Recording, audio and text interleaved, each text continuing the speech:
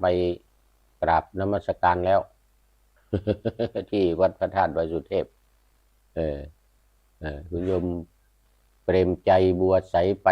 มาหรือยังนี่เออไปกราบนมัสการมาหรือยังวันนี้วันสุดท้ายแล้วเดี๋ยวเขาจะเอากลับไปประเทศอินเดียนู่นน่ะเมื่อวันก่อนก็เล่าประวัติให้ฟังไปทีหนึ่งละประวัติของพระอรหันตสาวกบรมพระธาตุของอรหันตสาวกคือพระสารีบุตรและโมคคัลลา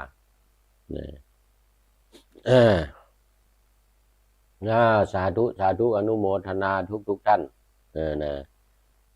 วันนี้ก็ปะหน้าธรรมาสขึ้นต้นรายการมาก็รายงานเกี่ยวกับความเป็นไปของรายการตามใจผู้ชมสำหรับตอนนี้ก็อยู่ที่วัด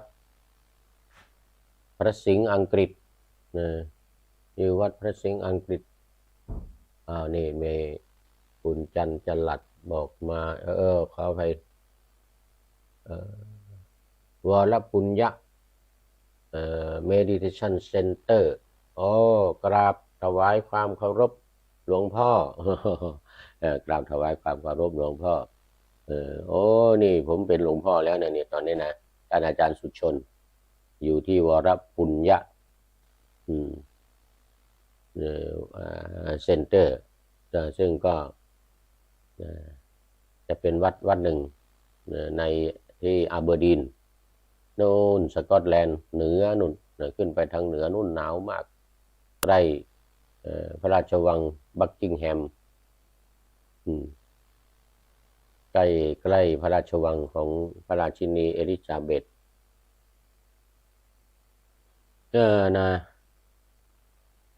วรปุญโยวรปุญญะเป็นฉายาของพระเดชพระคุณเจ้าประคุณสมเด็จพระมหาราชมังคลาจารย์วัดปากน้ำภาษีเจริญวรปุญโย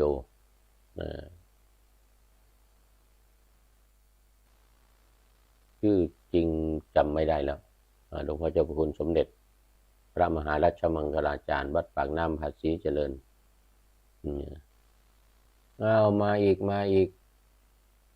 วรปุญญะท่านอาจารย์สุชนบอกว่าหลวงพ่อ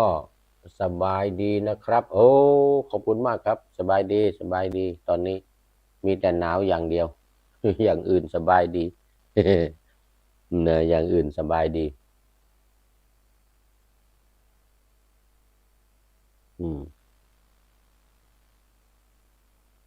มีแต่หนาวอย่างเดียวเสียท่าตรงนี้อ่านไม่ได้ชื่อไม่ขึ้นชื่ออยู่ที่หน้าจออ่านไกลต้องยื่นหน้าไปหน่อยขออภัย ขออภัยเอาละมาตอนเช้านี้ขอเชิญทุกท่านแผ่เมตตากันก่อนจะเข้ารายการวันนี้แผ่เมตตาอนุทิสภารณาเจาะจงไปไม่เจาะจงอโนทิสภารณาแผ่ไปโดยไม่เจาะจงโอทิสภารณาเจาะจงลงไปในหมู่ญาติพี่น้องญาติสนิทมิตรสหายคนรู้จักคุ้นเคยกันหรือไม่รู้จักก็ตามเจาะจงไปได้เจาะจงไปโดยเฉพาะในโลกทั้งโลกหมื่นจักรวาลทั้งโลกหมื่นจักรวาลแผ่ไปรอดจนถึงพรหมเทวดาทั้งหลายแผ่ขยายไปทั้งพรหมวิหารเมตตากรุณามุทิตาอุเบกขาอัปปมัญญาธรรมเมตตากรุณามุทิตาอุเบกขาสัพเพสัตตาสัตว์ทั้งหลายทั้งปวงที่เป็นเพื่อนทุกข์เกิดแก่เจ็บตายด้วยกันทั้งหมดทั้งสิ้นอเวลาโหนตุจงเป็นสุขเถิดอย่าได้มีเวรแก่กันและกันเลย อพยาปชาโหนตุจงเป็นสุขเถิดอย่าได้เบียดเบียนซึ่งกันและกันเลยอนีฆาโหนตุจงเป็นสุขเถิดอย่าได้มีความทุกข์กายทุกข์ใจเลยสุขีอัตตานังปริหารันตุจงมีความสุขรักษาตนให้พ้นจากทุกภัยทั้งปวงเทินแผ่เมตตาแล้วก็สบายใจนี่วันนี้มองหาคำแผ่เมตตาของครูบาอาจารย์โบราณของวัดพระสิงห์อังกฤษนี่ยังไม่เห็นอยู่ตรงไหนนี่โอ้ฟังแล้วเพลินดีของครูบาอาจารย์สมัยครูบาเจ้าศรีวิชัยโสถีอันว่าความสวัสดีภวันตุจุงจักมียาตกาแก่ญาติตั้งหลายของข้าพเจ้าตืออย่างนั้นนี่เป็นต้นแล้วก็มีอายาตกามีโนแก่พวกเราทั้งหลายสัตว์ทั้งหลายในน้ำในบนบกบนเหนืออากาศเหนือหน้าแผ่นดินอย่างนี้แผ่ไปเป็นกำเมืองว่าม่วนสมัยครูบาเจ้าศรีวิชัยสมัยครูบาทั้งหลายจะตั้งภาคเหนือเรา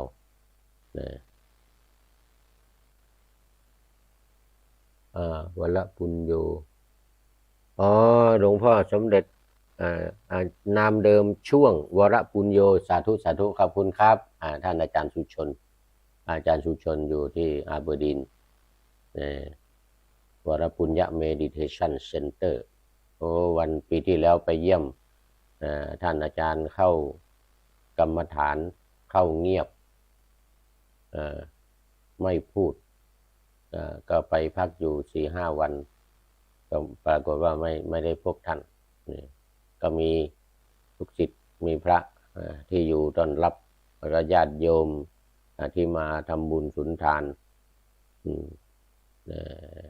คอยอุปถัมภ์อุปถากต้อนรับทำอาหารถวายนำไปเที่ยวชมที่ต่างๆก็ขอโมทนาขอบคุณเป็นอย่างยิ่งปีนี้ยังไม่ได้ไปเดี๋ยวก่อนให้มันร้อนขึ้นมาหน่อยก่อนสักช่วงเดือนน่าจะเป็นพฤษภามิถุนาจะไปเยี่ยมท่านอาจารย์สุชนอีกสักครั้งหนึ่งปลายปีที่แล้วไม่ได้เจอเพราะว่าเข้ากรรมฐานเขาเงียบอยู่คนเดียวนะ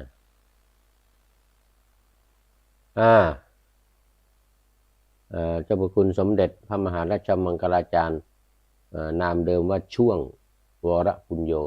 ขอบคุณมาก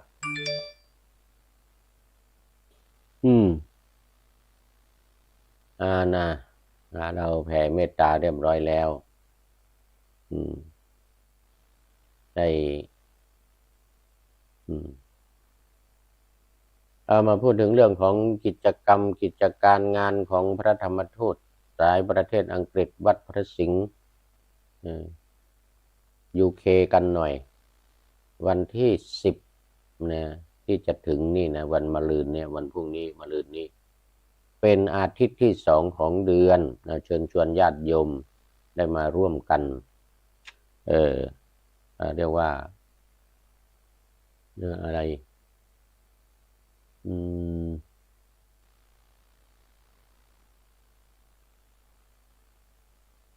การเจริญ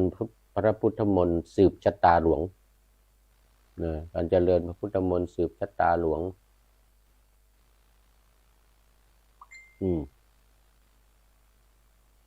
จะเจริญพุทธมนต์สืบชะตาหลวงประจำเดือน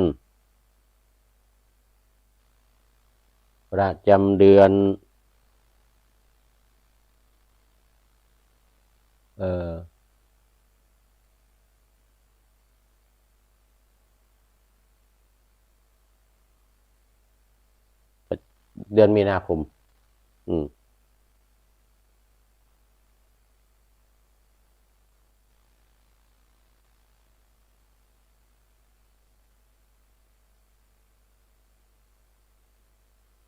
ประจำเดือนมิมีนาคมนี้เนี่ยก็ที่นี้ก็จะมีทุกเดือนนะอาทิตย์ที่2ของเดือนสำหรับผู้ที่ถือกำเนิดเกิดมาในเดือนมีนาคมทุกท่านเชิญชวนมารวมกันทำรับสิริมงคลจากการเจริญพระพุทธมนต์สืบชะตาหลวงแต่ตอนเย็นๆก็จะได้มีการจุดเทียนบูชาพระศิวลีมหาลาภศิวลีมหาโชคมหาลาภพระพุทธเจ้ายังต้องทรงพึ่งพาอาศัยพระศิวลีนะเวลาจะเดินทางไปไหนเนี่ย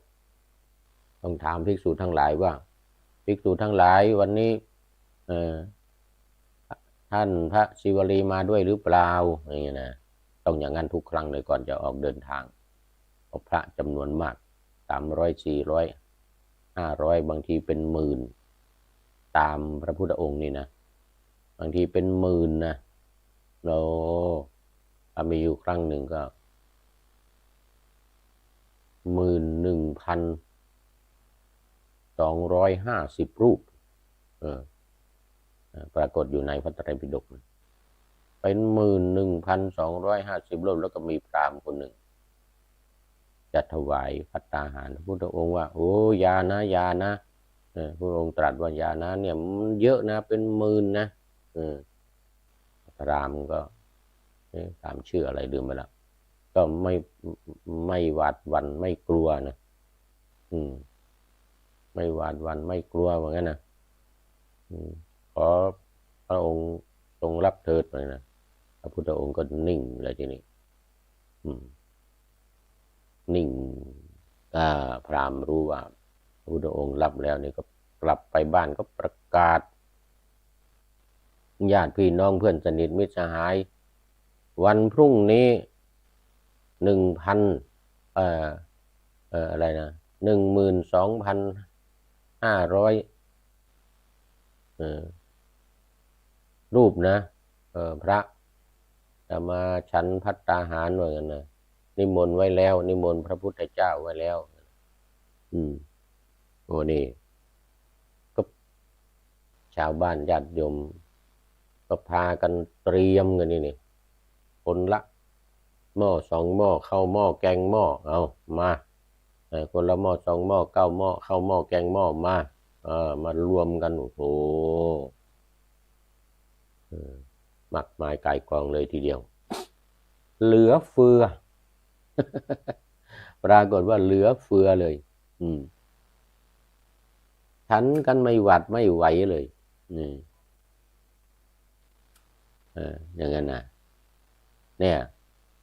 เวลาจะเดินทางไปไหนต้องถามก่อนว่าพระศิวลีมาหรือเปล่าสงสัยวันนั้นศิวลีไปด้วยท่านพระศิวลีไปด้วยมาโชคลาภถ้าภิกษุทั้งหลายตอบว่ามาพระพุทธเจ้าข้ามาพระพุทธเจ้าข้านี่นะ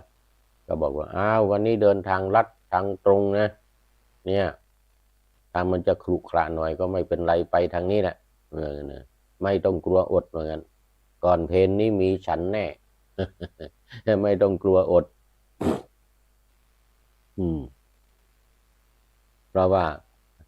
พระศิวลีมานี่ก็จะมีญาติโยมอุปถัมภ์อุปถากถวายภัตตาหารเหมือนกันเราจะไปกันเป็นหมื่นก็ไม่มีปัญหาเหมือนกัน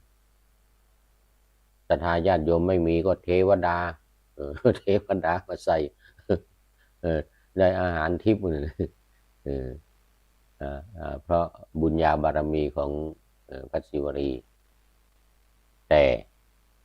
วันไหนไม่มาพระพุทธเจ้าข้าอย่างนั้นพระศิวลีไม่มาเนี่ยอ้าววันนี้เดินทางอ้อมเหมือนกันนะ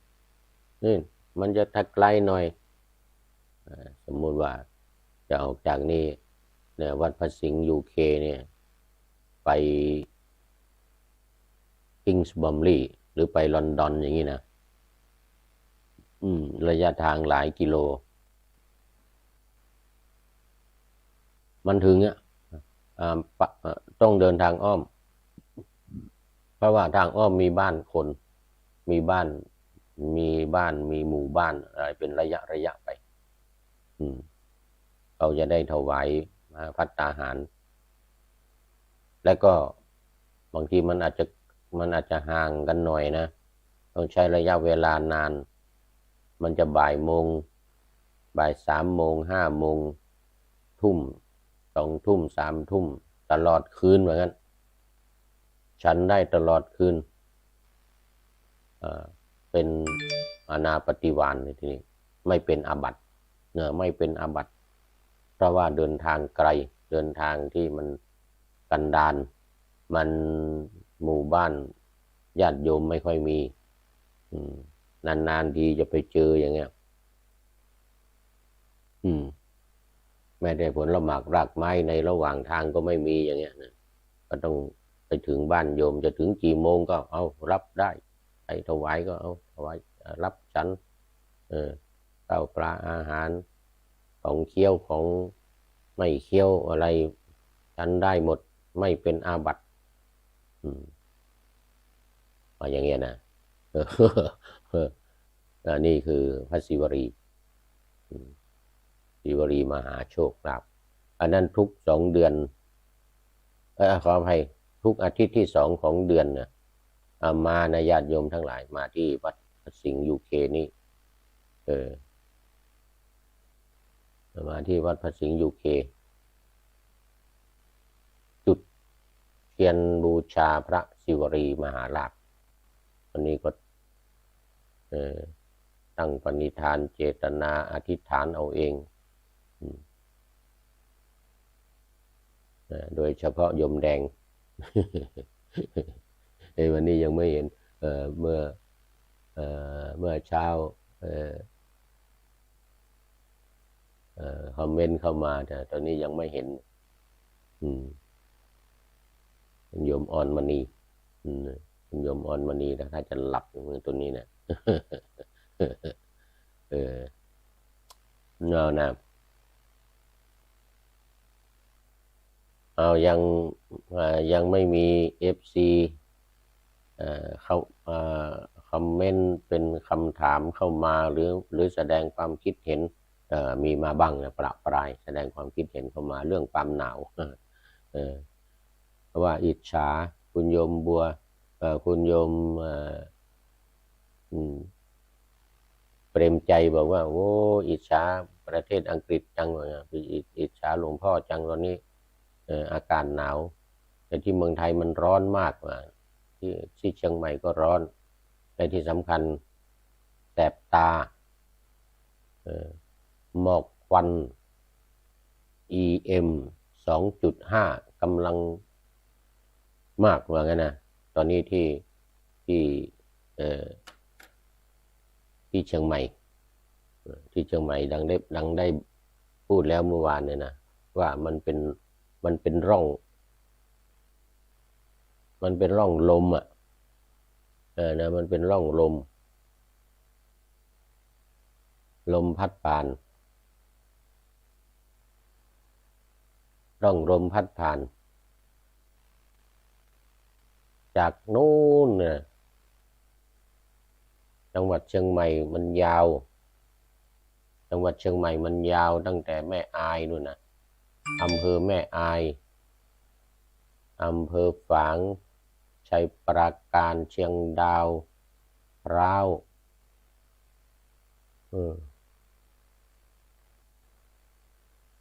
มันเข้ามาทางเวียงแหงเข้ามาทางเวียงแหงเข้ามาจากประเทศพม่านู่นเข้ามาตั้งแต่เชียงรายนู่นอะไรอำเภอแม่อายนู่นฝั่งตรงข้ามก็เป็นประเทศพม่าแล้วเขาเผากันใหญ่เลยฝั่งโน้น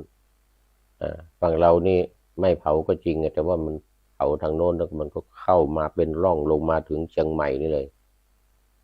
มาถึงเชียงใหม่ก็ล่องลงไปโน่นสันปัดตองจอมทองฮอดอมก๋อยดอยเต่าโอ้โหทั้งหมดเลย แล้วไปก็ไม่ทะลุอีกนะไม่ทะลุนะมันจะไปถึงอมก๋อยก็จะทะลุไปทางจังหวัดตากไม่ไปอีกนะเพราะมันสูงทางโน้นมันเป็นดอยสูง กลับคืนมาอยู่ในนี่เนี่ยมาอยู่แถวลำพูนเชียงใหม่นี่เนี่ยลำพูนเชียงใหม่นี่เนี่ยขนาดน้ำยังขึ้นมาเนี่ยเคยเล่าฟังไปแล้วเมื่อวานเนี่ยน้ำจากแม่ฮ่องสอนจากแม่เสลียงถ้าจากจังหวัดตากเนี่ยไหลย้อนเข้ามาสู่แม่น้ำปิงในจังหวัดเชียงใหม่นี่เรื่องของเรื่องมันถนนมันสูงภูเขาบังก็กลับมา EM 2.5นี่ก็อยู่ในจังหวัดเชียงใหม่ลำพูนนี่แหละเอออยู่ในเชียงใหม่ลำพูนนี่แหละเนี่ยเชียงดาวเก้าฝางนี่โดยเฉพาะก็อำเภอเมืองนี่แม่ริมอำเภอเมืองหมดเลยหางดงสันป่าตองจอมทองแม่วางอยู่ในร่องหลุมอากาศอยู่ในร่องหลุมอากาศมันไอ EM 2.5 EM 2.5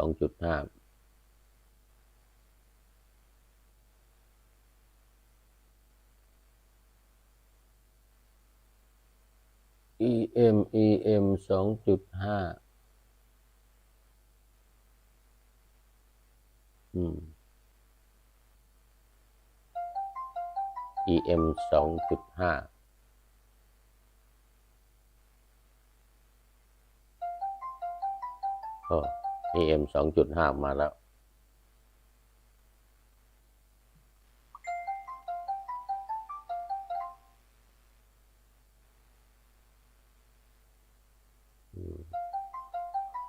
ทำไมเสียงดังเหลือเกิน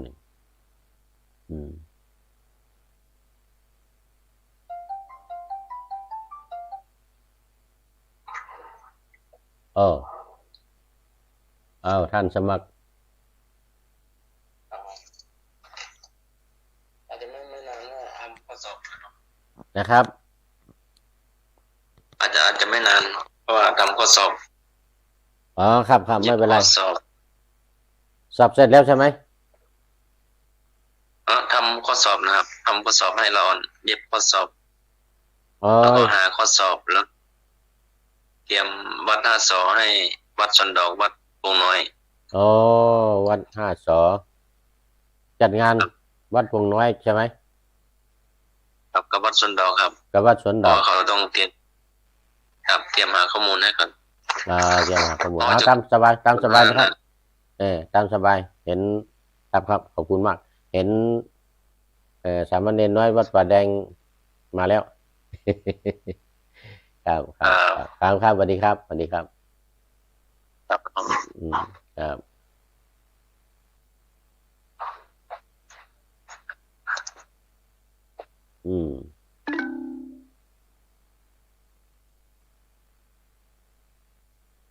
สาธุสวัสดีครับทำไมไม่มีเสียง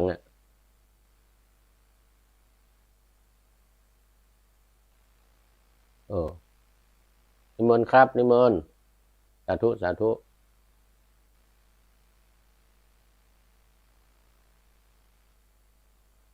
เสียงไม่ดังสา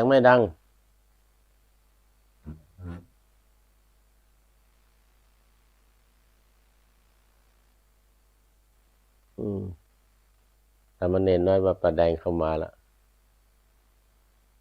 แต่เสียงไม่ดังครับ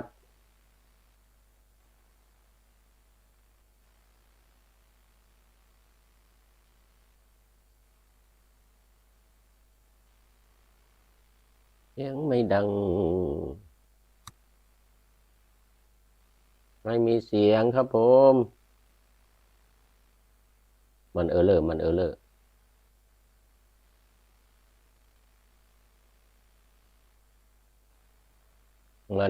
์จะแล้ว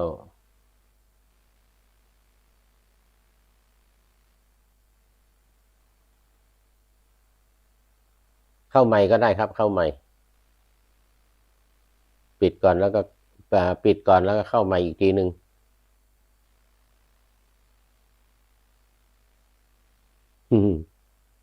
ปิดก่อนแล้วก็เข้ามาอีกทีหนึ่งครับ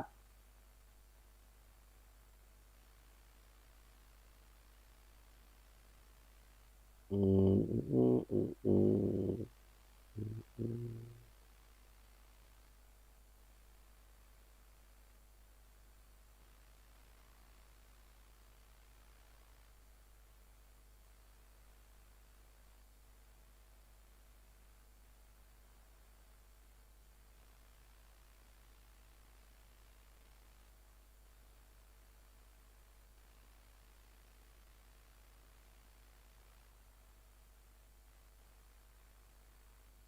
เออ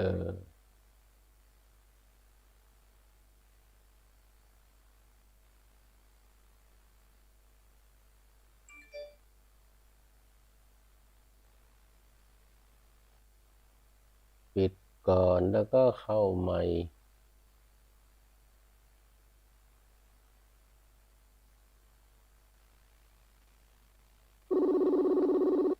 ปิดก่อนเข้าใหม่เข้าใหม่เข้าใหม่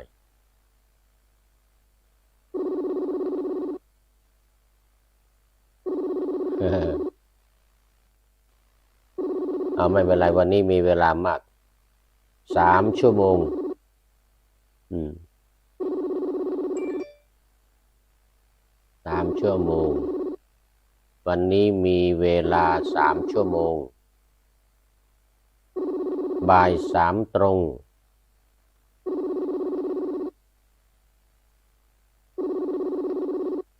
เมืองไทยนะ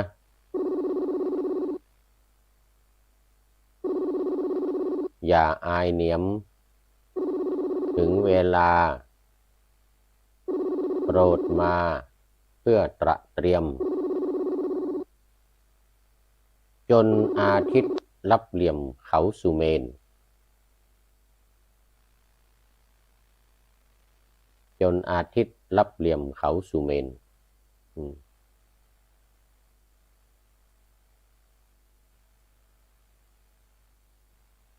จนอาทิตย์ลับเหลี่ยมเขาสุเมน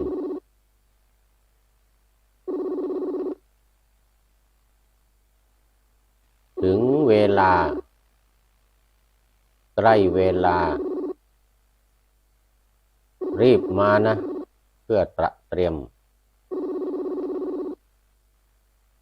จนอาทิตย์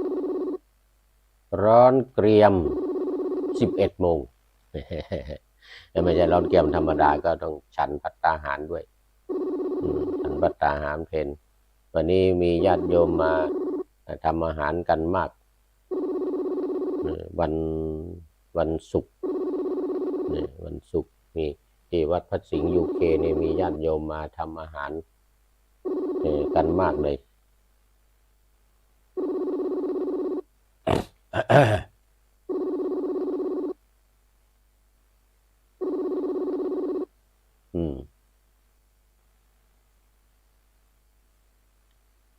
เอาละทีนี้ก็พูดถึงกิจกรรมนอกจากวันที่10ที่จะถึงนี้เป็นวันอาทิตย์ที่2ของเดือนแล้วเนี่ยเป็นประจำผู้ที่เกิดในเดือนมีนาคมแล้วก็เดือนอื่นๆต่อไปเมษาอาทิตย์ที่2พฤษภาอาทิตย์ที่2มิถุนาอาทิตย์ที่2ทุกเดือนในจำนวน12เดือนนี่นะเดือนละครั้งก็จะได้มาร่วมกันเป็นฟังกันเจริญพระพุทธมนต์สืบชะตาหลวงเป็นสิริมงคลเป็นสิริมงคลแล้วก็พิเศษปีนี้เดือนมิถุนายนวันที่23มิถุนายนจะได้มีพิธีวางศิลาฤกษ์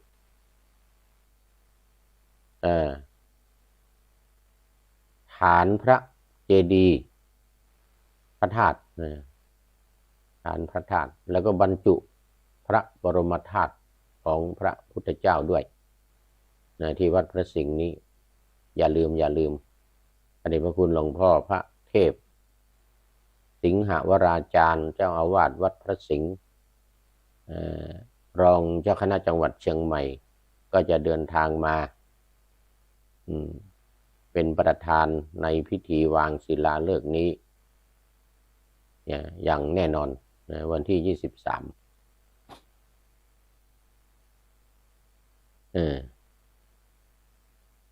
ก็จะเป็นการฉลองวัดด้วยครบ11 ปีนี่ท่านพระครูศรีสิงหกิจวิเทศเป็นผู้มาเริ่มมาก่อตั้งเมื่อ10 ปีก่อนโน้นเมื่อ10 ปีก่อนโน้นนี่เข้ามา11 ปีแล้วจะครบ11 ปีในวันที่23 มิถุนายนที่จะถึงนี้ก็จะได้มาฉลองกันฉลองวัดกันครบ11 ปี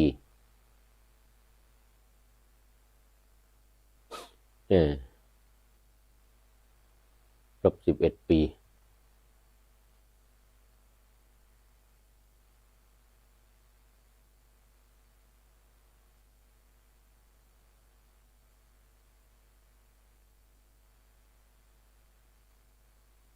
แล้วเดือนต่อไปนี้จะเป็นเทศกาลมหาสงกรานต์ที่วัดพุทธมหาธาตุที่ไอร์แลนด์ก็จะเริ่มละอาทิตย์แรกของเดือนอาทิตย์แรกนี้เลยอาทิตย์ที่2ที่3ที่4ก็วัดอื่นๆ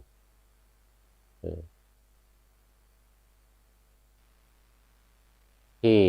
มิเชสทาวน์เมืองคอกประเทศสาธารณรัฐไอร์แลนด์ใต้ที่ผู้พูดประจำอยู่ที่โน่นเดี๋ยววันที่11นี่ก็จะกลับไปประชุมมีงานเกี่ยวกับการทำแผนทำแปลนสร้างวิหารของวัดพระธาตุดอยสุเทพสาขาประเทศไอร์แลนด์ที่จะสร้างเป็นวิหาร2 ชั้นหรือ3 ชั้นนี่กำลังวางแผนไปประชุมกับทางเทศบาลเมืองคอกกับประชุมกับทางฝ่ายสถาปนิกวิศวกรการก่อสร้างวางแผนในการที่จะสร้างวิหาร2 ชั้นหรือ3 ชั้นก็ตามกำหนดกฎเกณฑ์ของทางบ้านเมืองของทางประเทศนี้ของทางประเทศเขาเสร็จแล้วเดือน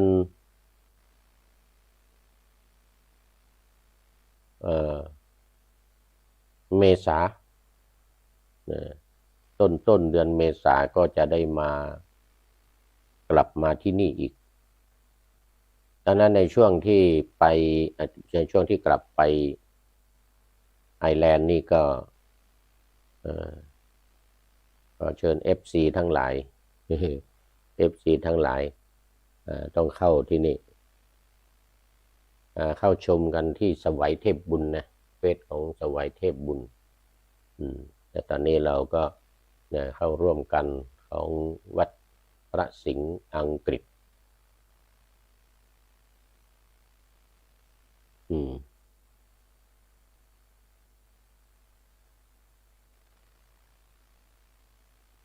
สักประมาณ10 วัน20 วันเดี๋ยวต้นเมษาก็ยังไม่รู้วันที่เท่าไหร่ยมหมอยังไม่ได้ซื้อตั๋วให้กำลังหาวันดู หาวันหาเวลาเหมาะ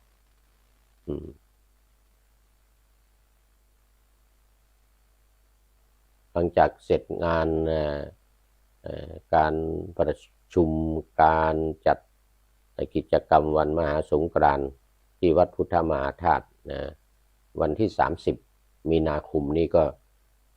จัดที่วัดพุทธมหาธาตุวันมหาสงกรานต์30 มีนาคมแล้วหลังจากนั้นจึงจะเดินทางมาที่นี่มาเอาเวลา มาเอาเวลาให้กลับเข้าไปให้อยู่ภายใน3 เดือนตามวีซ่าที่เขาจะตีให้จะตีให้อยู่ประมาณ3 เดือนแล้วก็บินกลับเลยที่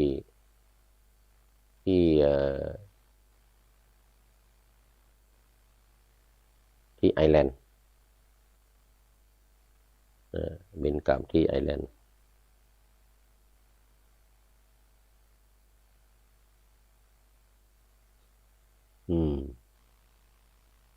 ตอนนี้คงขัดข้อง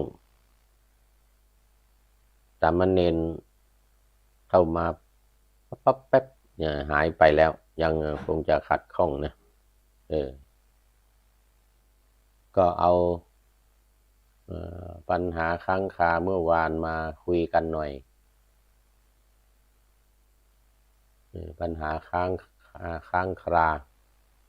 เมื่อวาน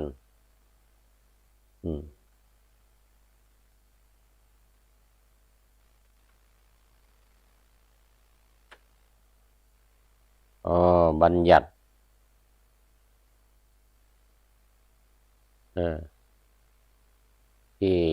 ที่สงสัยค้างคากันอยู่ก็เรื่องบัญญัติวินัยบัญญัติเป็นพุทธบัญญัติเลยพระพุทธองค์ทรงบัญญัติลักษณะของการบัญญัติวินัยมี9 วิธีบัญญัติวินัยมี9 วิธีในข้อมูลที่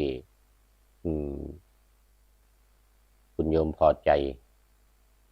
ยังไม่เห็นเข้ามาเนี่ยคุณโยมพอใจได้ส่งมาให้1. บัญญัติครั้งแรกคำว่าบัญญัตินี่หมายถึงบัญญัติครั้งแรกที่ยังไม่มีใครทำผิดไม่มีพระรูปไหนทำผิดรูปที่ทำผิดในครั้งแรกก็จะเรียกว่าเป็นต้นบัญญัติเป็นเขาเรียกว่าอาทิกัมมิกะภิกษุที่เป็นต้นบัญญัตินั้นก็ไม่ต้องอาบัติเพราะว่าอาบัติมันยังไม่มีให้ต้องให้ถูกให้ผิดให้ถูกต้องเลยนะก็ยังไม่ผิดเพราะยังไม่ได้บัญญัติเพราะว่าพอผิดขึ้นมาทำโทษก็ไม่ได้นะไม่ได้ทำโทษเป็นต้นบัญญัติก็เป็นอาทิกัมมิกะอันนี้ลักษณะที่1วิธีที่1บัญญัติตามความผิดตามโทษของผู้ทำผิดนั้นลักษณะนี้วิธีที่1นี่เรียกว่าบัญญัติเมื่อมีผู้ทำผิดขึ้นมาอย่างสิกขาบทต่างๆ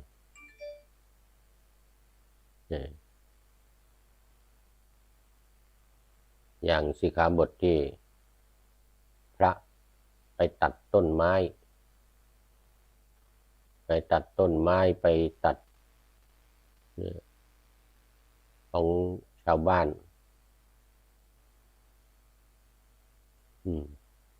เอามาทำกุฏิบ้างเอามาทำอะไรมาใช้สอยชาวบ้านก็ไปฟ้องพระราชาสมัยนั้นก็น่าจะเป็นพระเจ้าประสิทธิโกศลนี่แหละเพราะว่าพระพุทธองค์ประทับอยู่ที่แคว้นโกศลวัดเชตวันเนี่ยเป็นจำนวนมากเป็นเวลานาน เราสันนิษฐานแล้วว่าเป็นสาวัตถีนี่แหละแต่ว่ามีเมืองอยู่นะมีชื่อเมืองอยู่แต่ไม่รู้เมืองอะไรไปฟ้องพระพุทธเจ้าพระพุทธเจ้าก็ตัดเรียกภิกษุมาถามนี่จริงหรือเนี่ยไปตัดไม้เข้ามา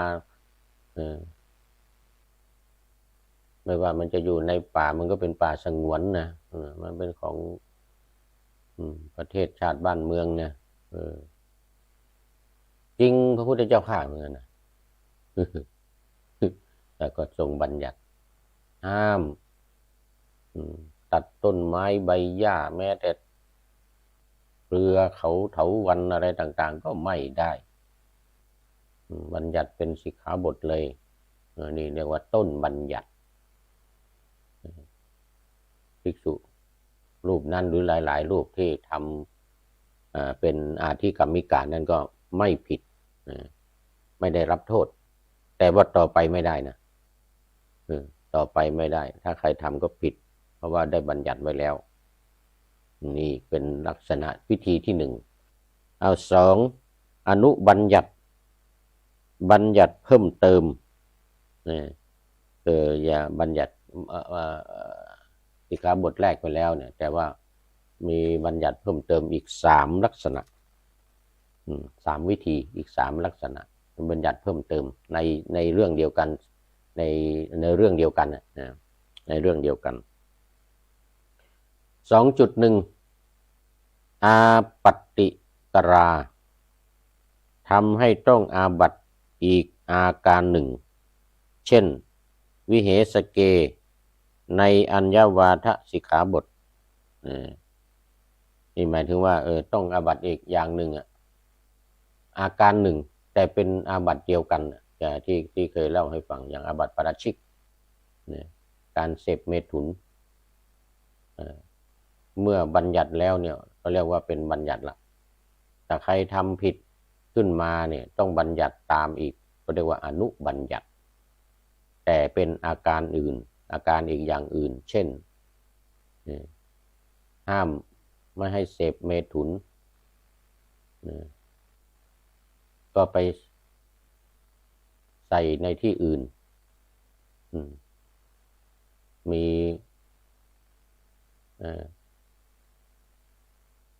อะไรเขาเรียกว่าผู้หญิงอุบาสิกาเนี่ยนะก็มาบอกให้ท่านพระพุทธเจ้าบัญญัติสิกขาบทแล้วเสพเมถุนไม่ได้เสพเมถุนก็ผิดเอาอย่างนั้นท่านเอาใส่ทางเวชมรรคเหมือนกันนะเอาใส่ทางเวชมรรคคือทวารหนักเอาใส่ทางทวารหนักเนี่ยมันจะเอาบ้างเลยทีนี้ส่วนใหญ่ก็ภิกษุฉัพพคีนะฉัพพคีอยู่ในภิกษุฉัพพคีในเมืองในวัดเจตวันนั่นแหละเอาทางเวชมรรคทางทวารหนักเสร็จแล้วก็ไปภิกษุอื่นเห็นหรือมีใครเห็นก็ไปฟ้องพระพุทธเจ้าของพระพุทธเจ้าพระเจ้าตรัสเรียกมาถามจริงหรือภิกษุจริงพระพุทธเจ้าข้าเอาทำไมทำก็มันไม่ใช่ทางโยนีว่างั้นนะมันจะไม่ใช่ทางโยนีทางช่องคลอดเนี่ยที่บัญญัติเนี่ยพระองค์บัญญัตินั้นมันทางโยนีทางช่องคลอดว่างั้นเอาไม่ได้ว่างั้นทางทวารหนักก็ไม่ได้อนุบัญญัติขึ้นมาเลยทีนี้บัญญัติปาราชิกนี่แหละสิกขาบทปาราชิกเนี่ยเป็นปาราชิกเป็นการเสพเมถุนเหมือนกันเพราะคำว่าเมถุนเนี่ยหมายถึงคู่นะแปลว่าที่ทำกันเป็นคู่เรียกว่าเมถุนธรรมทางเวชมรรคก็ผิดก็เป็นอนุบัญญัติขึ้นมาอีกนี่เรียกว่าอาบัติเดียวกันนั่นแหละแต่ว่าอีกอาการหนึ่ง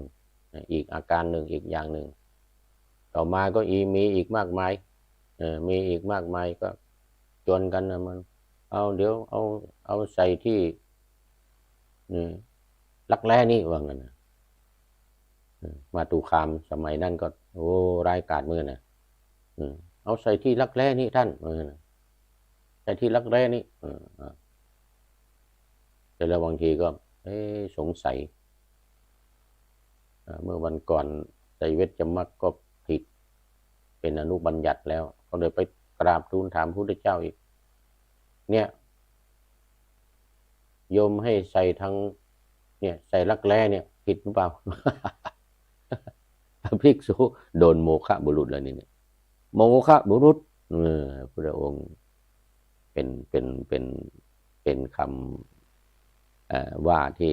หนักที่สุดนะโมฆะบุรุษนี่นะก็อนุบัญญัติขึ้นมาอีกนี่อันนี้เป็นลักษณะ 2.1 บัญญัติซ้ำบัญญัติซ้ำอีกแต่คนละอาการคนละอาการ 2.2 อนาปฏิกราอาปฏิกรานะที่ว่าอนุบัญญัติตามอย่างนี้ข้อที่1เป็นอาบัติอยู่แต่ว่าอาการอีกอาการอย่างหนึ่ง 2.2 อนาปฏิกราทำอาบัติให้ทำให้ไม่ต้องอาบัติทำให้ไม่ต้องอาบัติเช่นอัญญตระสุปินันตาในสุกวิสัตถิสิกขาบทคือสิกขาบทที่ว่าด้วยสังฆาทิเศษก็ที่ว่าภิกษุมีความกำหนัดแกล้งทำให้สุกะเคลื่อนแกล้งทำให้สำเร็จความใคร่อันนี้เป็นบัญญัติมาละมีบัญญัติเป็นสิกขาบทแล้วแต่อนุบัญญัติเนี่ยมีอีกก็ฉัพพคีภิกษุนั่นแหละในวัดเจตวันก็ทำผิดขึ้นมาแต่ว่ายกเว้นอัญญตระสุปินันตายกเว้นอัญญตระแปลว่ายกเว้นภิกษุที่ฝันเปียกนอนฝันตอนกลางคืนหรือตอนหลับฝันตอนหลับแล้วก็เกิดสุกะเคลื่อนเรียกว่าสุกวิสัตถิทำให้อสุจิเคลื่อนโดยในฝันโดยในฝันพอฝันเสร็จแล้วว่ามันสุกะเคลื่อนอย่างนี้เป็นอนุบัญญัติขึ้นมาแต่ว่าเป็นอนาปฏิวาระอันแรกเป็นอาปฏิกรานะอันนี้เป็นอนาปฏิกราเรียกว่าเป็นอนาปฏิกราคือทำไปแล้วไม่เป็นอาบัติทำได้ไม่เป็นอาบัติเพราะฝันอัญญตระสุปินันตาฝัน 2.3 ประเภทที่3อนุบัญญัติขึ้นมาอีกในสิกขาบทเดียวกันอาปฏิอุปัฏฐัมภกราคือทำให้ต้องอาบัติในอาการเดิมนั่นแหละในอาการเดิมก็คือว่าอย่างเสพเมถุนหรือสังฆาทิเศษก็เหมือนเดิมแต่ว่าทำซ้ำคนที่ทำนะสิกขาบทเขาบัญญัติไว้แล้วแต่ทำเหมือนเดิมทำที่เดิมอย่างการเสพเมถุนก็เสพทางช่องคลอดหรือทางโยนีเนี่ยเหมือนเดิมอันนี้ก็ต้องเป็นอนุบัญญัติขึ้นมาอนุบัญญัติขึ้นมาก็คือผิดในอาการเดิมเหมือนเดิมก็เรียกเป็นอนุบัญญัติอีกเหมือนกันอันนั้นแต่ต่อไป แต่ต่อไปถ้าผิดก็ผิดเลยนะผิดก็ผิดเลยเพราะว่าบัญญัติก็บัญญัติแล้วอนุบัญญัติก็มีแล้วเนี่ยใน3 ลักษณะนี้เรียกว่าผิดโดยอาการเดิม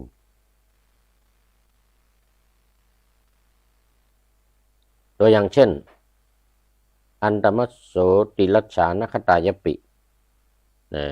ในเมถุนธรรมสิกขาบทอันตมัสโสติลัชฌานคตายปิคือแม้ในสัตว์เดรัจฉานไม่ใช่ผู้หญิงไม่ใช่มนุษย์ไม่ใช่มนุษย์ไม่ใช่อมนุษย์แต่เป็นสัตว์เดรัจฉานเช่นช้างม้าวัวควายแพะแกะปลาอย่างพวกนี้นะในอาการเดิมคือทางโยนีทางโยนีเหมือนเดิมแต่ไม่ใช่คนไม่ใช่มนุษย์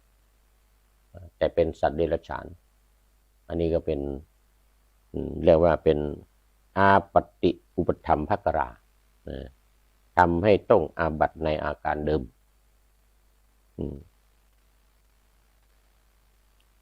อันนี้1 2เนี่ยนะ1 2 1บัญญัติ2อนุบัญญัติเอา3อาปันนะบัญญัติอันนี้เป็นการบัญญัติในเมื่อโทษยังไม่เกิดขึ้นยังไม่มีใครทำผิดยังไม่มีโทษแล้วอาปันนะบัญญัติสิกขาบทนี้คือยังไม่มีคนทำตัวอย่างเช่นเป็นการป้องกันนะเป็นการป้องกันก็คือคฤธรรม8 ประการของภิกษุณีคือภิกษุณีก่อนที่จะได้รับการอนุญาตให้บวชเป็นภิกษุณีเนี่ยให้มีการบวชภิกษุณีเนี่ยพระพุทธองค์ได้เสนอคืออย่างนี้พระอานนท์เป็นผู้เสนอก่อนหลังจากที่พระนางประชาบดีโคตมีพระน้านางของพระพุทธเจ้านั้นคือมหาประชาบดีโคตมีนี่เป็นน้องของพระนางสิริมหามายาเป็นน้องสาวของพระนางสิริมหามายาหลังจากที่พระนางสิริมหามายา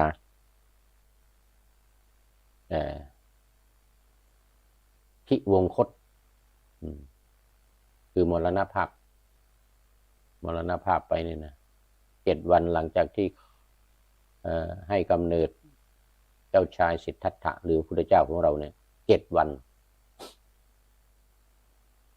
ก็พิวงคตไปพระน้านางคือน้องสาวของพระนางสิริมหามายาเนี่ยคือมหาประชาบดีโคตมีเนี่ยก็ได้เลื่อนฐานะขึ้นมาเป็นพระมเหสีของพระเจ้าสุโธทนะแทนพี่สาวก็มาเป็นแม่เลี้ยงของพระพุทธเจ้าดูแลพระพุทธเจ้าหลังจาก7 วันนั้นมาจนเติบโตใหญ่ขึ้นมาเนี่ยก็คือพระน้านางมหาประชาบดีโคตมีมาวางแผนกันกราบทูลขอบวชที่เมืองกุสินารานู่นเดี๋ยวที่ลุมพินี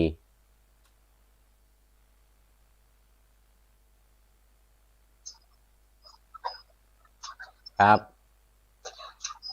ที่กบิลพัสที่กบิลพัสครับสวัสดีครับผมอาจารย์ครับ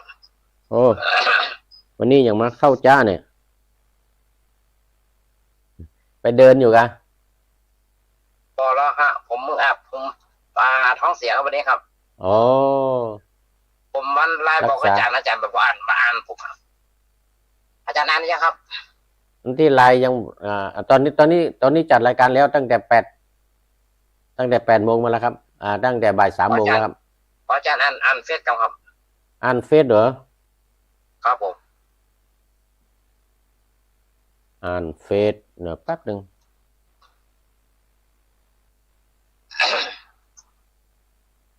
ว่าไปด้วยครับนิมนต์พูดไปด้วย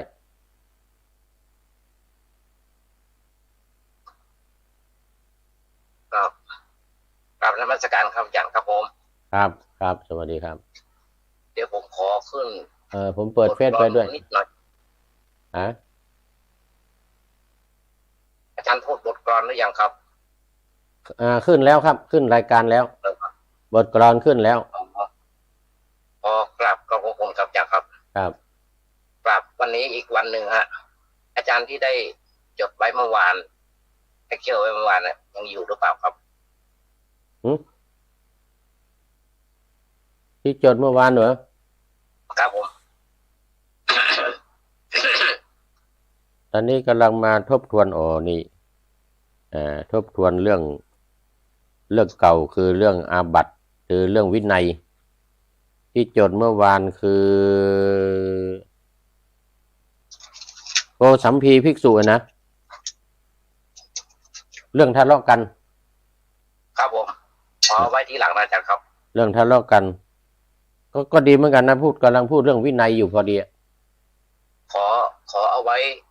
ท้ายๆนะครับไว้ท้ายๆครับได้ครับได้วันนี้ผมขอเวลาอาจารย์ชั่วโมงหนึ่งนะอาจารย์ครับผม1 ชั่วโมงครับได้เลยครับได้เลยครับครับผมมี หัวข้อที่ผมส่งให้อาจารย์นะอยากจะเรียนถามอาจารย์ต่อจากเมื่อวันก่อนเรื่องของปัญหาชีวิตกับสัตว์โลกวันนี้เป็นข้อที่2หรือบทที่2ที่เดี๋ยวที่เฟซที่เขียนในเฟซคือที่ว่าอิยะสลิละนิทะเนมุทะเนี่ยกะสัพพะทวตะสากิยานะสุกิติภาตินังสัพพกินากานะไม่ใช่หรอมั้งไม่ใช่เหรอเนี่ยนี่ก็ที่ผมส่งให้เป็นบทที่2อันนี้สีวิมาลาไม่ใช่ครับสีวิมาลาเขียนมาที่บรรจุเกี่ยวกับการมาบรรจุพระบรมสารีริกธาตุของพระพุทธเจ้าครับเป็นของตระกูลสากยราชผู้มีเกียรติงามกับพระธาดาพร้อมทั้งพระพระคินีพระโอรสและพระชายาสร้างขึ้นอุทิศถวายอันนี้เรื่องอันนี้ของคุณโยมศรีวิมาลาส่งมาเอาของสามเณรว่าต่อครับนิมนต์บทที่2ที่ผมจะคุยกับอาจารย์วันนี้นะครับต่อจากเมื่อวานครับอาจารย์ครับผมครับนั่นก็คือชีวิตคือตัวทุกข์โดยสกายทิฏฐิที่มีอยู่ประจำในปุถุชนทั่วไปทำให้เห็นวิปลาสไปว่าชีวิตเป็นของเรา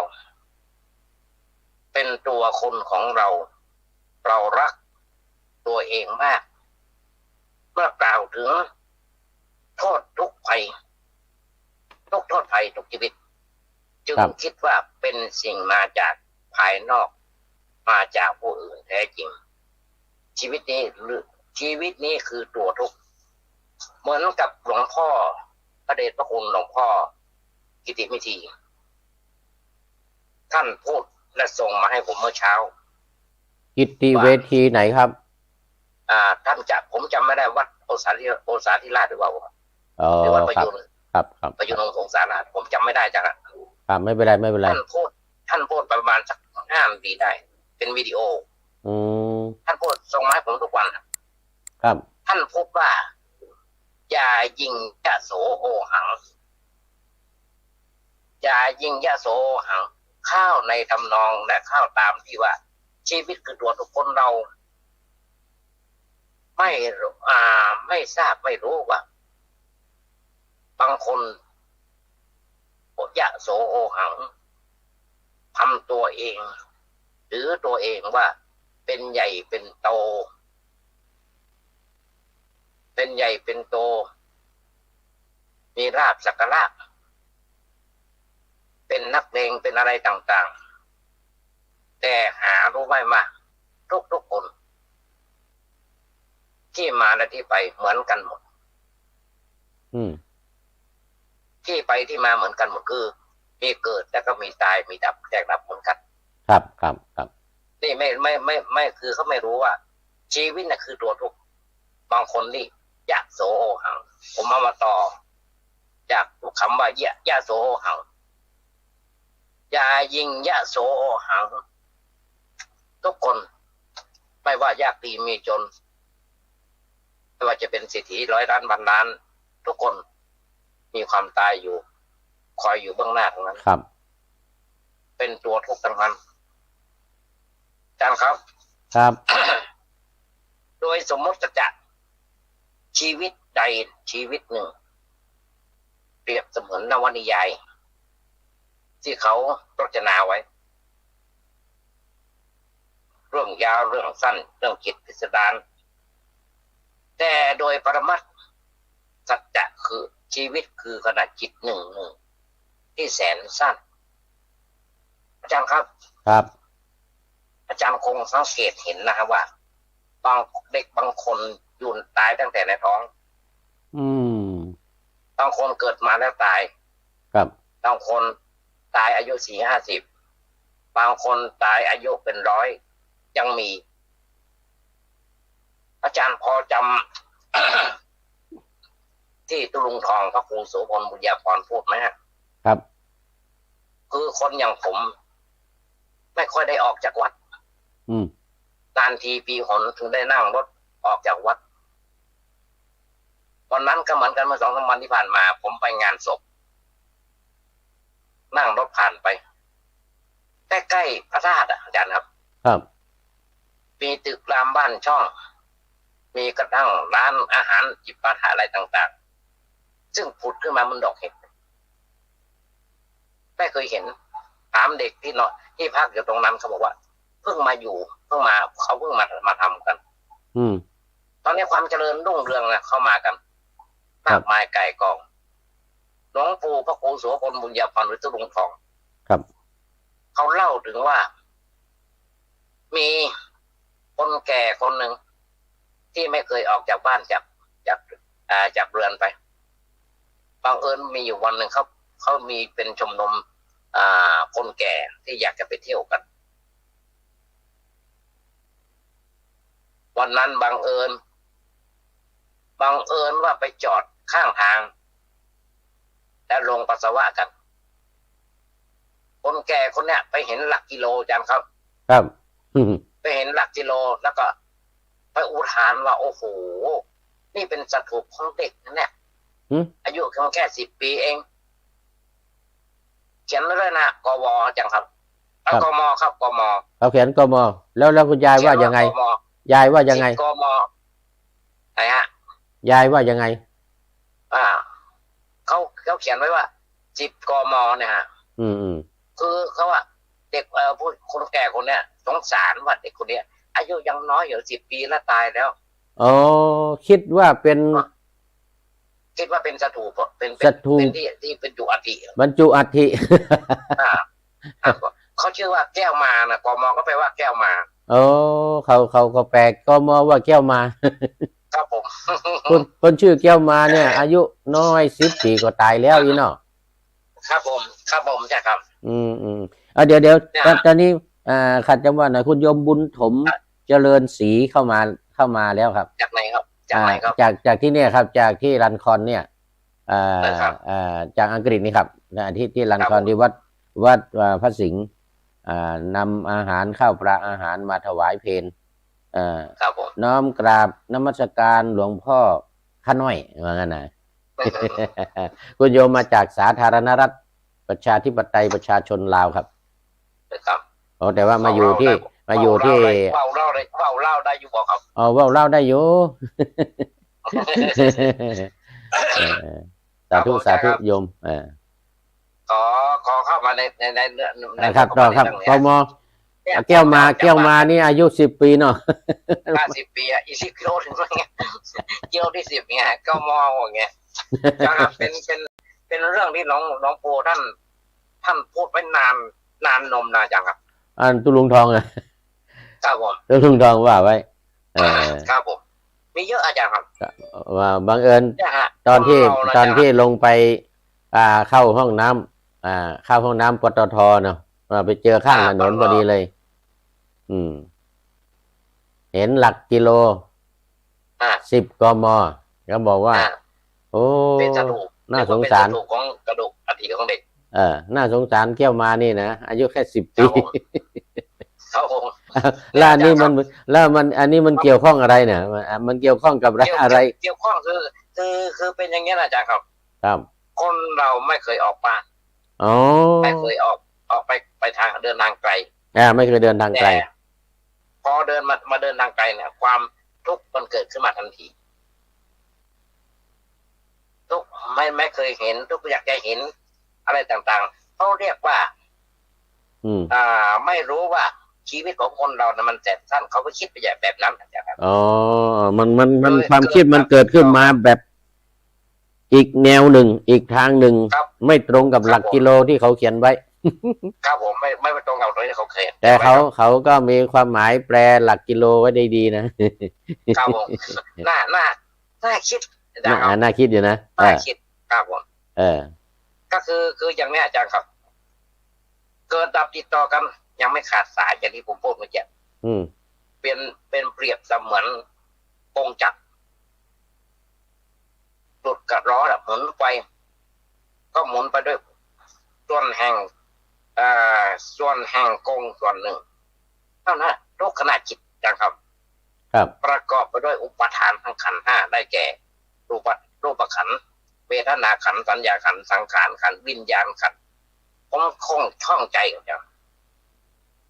รูปขันธ์เวทนาขันธ์สัญญาขันธ์สังขารขันธ์วิญญาณขันธ์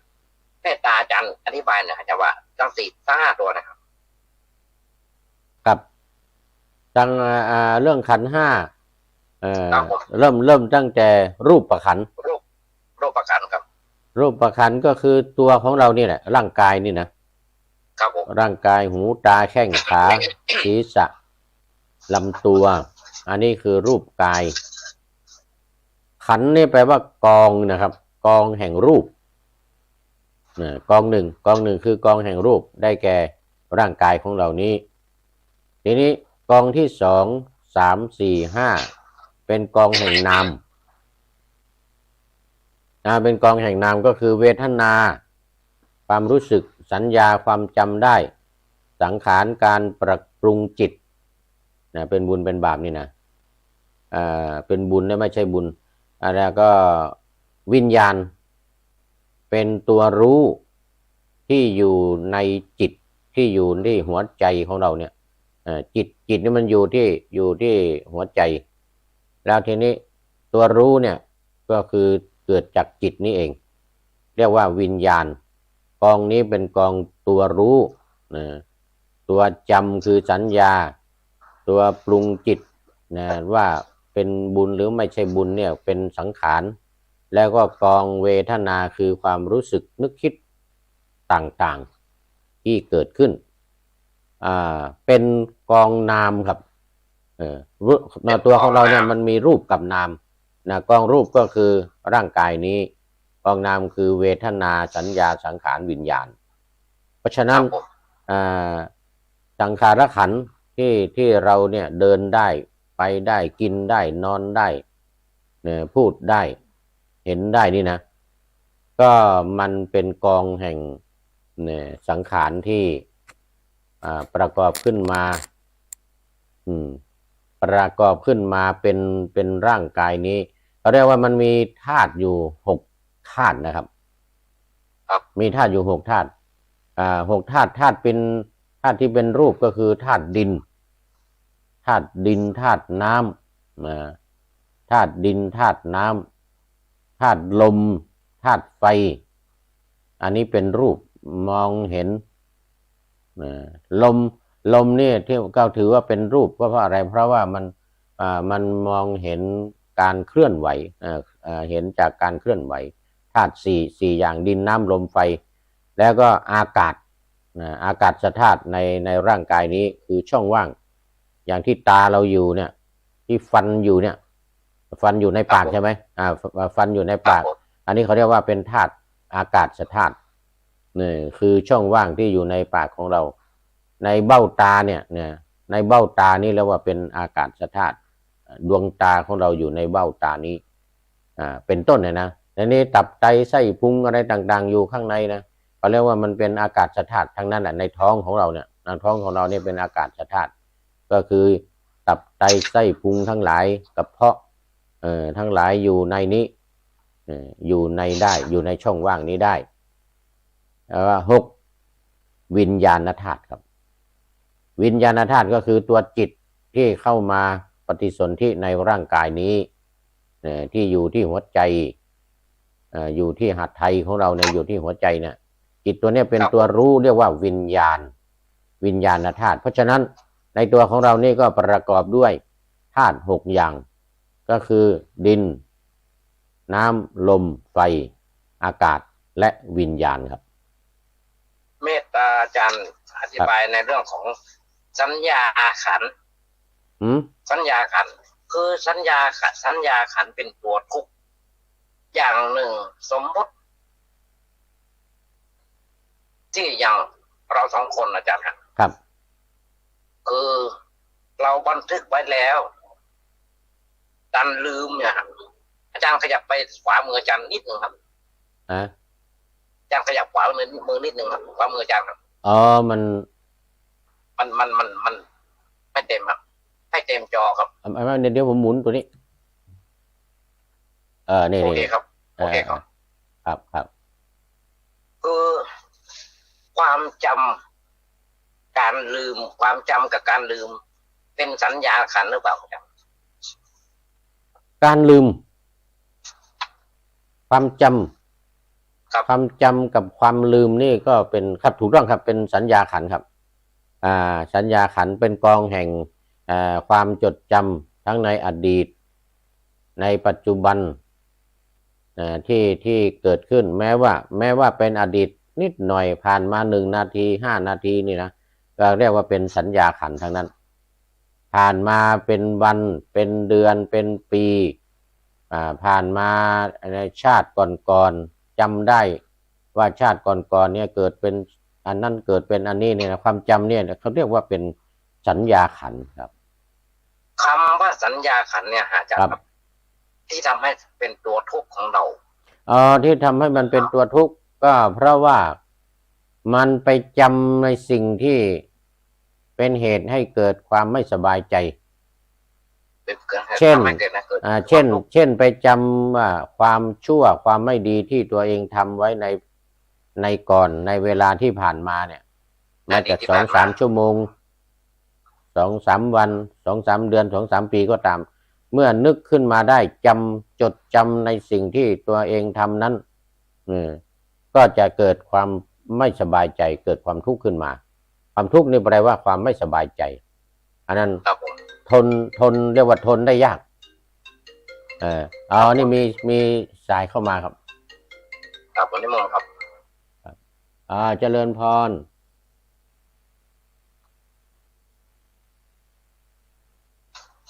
เจริญพรวางไปแล้วอีกอย่างนึงอาจารย์ครับต่อจากสัญญาขันธ์ครับผมข้ามในเรื่องของเวทนาขันธ์มันนะเป็นสังขารขันธ์ผู้มีกิเลสครับผู้มีกิเลสผู้มีกิเลสว่าสามเณรมาแหมแล้วมาทุกวันแล้วตอนนี้ผู้มีกิเลสเข้ามาละบอกสามเณรมาแหมแล้ว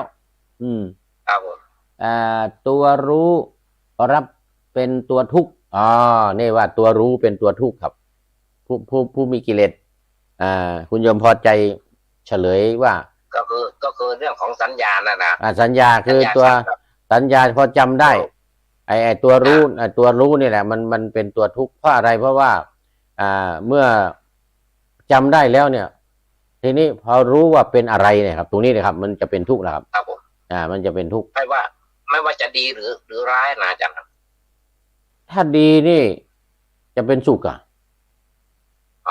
ดีเป็นตัวสุขนะครับถ้าดีนี่โอจะเกิดความภาคภูมิใจดีใจแต่ถ้าที่ไม่ดีนะไอตัวรู้ว่าไม่ดีเนี่ยนะมันก็จะเป็นทุกข์ครับมันก็จะไม่สบายใจนั่นคืออย่างสังขารของคนเราก็ไปดูความทุกข์สาเหตุของความทุกข์คือเมื่อประสบกับสิ่งที่ไม่เป็นที่รักไม่เป็นที่พอใจอันนี้มันเป็นทุกข์นะครับหรือประสบกับสิ่งที่รักที่พอใจมันหายไปมันขาดไปหรือว่ามันพลัดพรากไปเนี่ยมันก็เป็นทุกข์เมื่อรู้นะครับหมายถึงว่ารู้ว่ามันพลัดพรากไปก็เป็นทุกข์อันนี้ครับสาเหตุความทุกข์ที่ว่าไว้ในธรรมจักรกับปวัตตนสูตรต้องไปดูตรงนั้นครับจังครับสังขารของคนเรานะที่ว่าเป็นตัวทุกข์มันคืออย่างเช่นเราจะทำยังไงให้ปล่อยวางได้นะครับอย่างเช่นโรคภัยไข้เจ็บซึ่งเราไม่ใช่หน้าที่ของเราอาจารย์ไม่ใช่หน้าที่ของเราหน้าที่ของการรักษาคือเป็นหน้าที่ของหมอไม่ใช่หน้าที่ของเราไม่น่าจะเป็นตัวทุกข์เราไม่น่าจะทุกข์ใจเรากลับไปทุกข์ใจมันก็เป็นทุกข์ตอนที่ว่าหมอยังไม่ได้รักษานี่ตัวเรานี่แหละรู้ตัวเราเนี่ยนะหมอยังไม่รู้หมอยังไม่ได้รักษาหรือหมอรู้แล้วยังหายามาไม่ได้ยังไม่ได้หายามายังไม่ได้ดูสาเหตุของมันแล้วก็มาดูว่ายาอันไหนจะมาถูกกับโรคนี้เนี่ยโรคที่เป็นเนี่ยหมอยังบางทียังไม่ได้วินิจฉัยหรือว่าวินิจฉัยแล้วแต่ยังหายาไม่ได้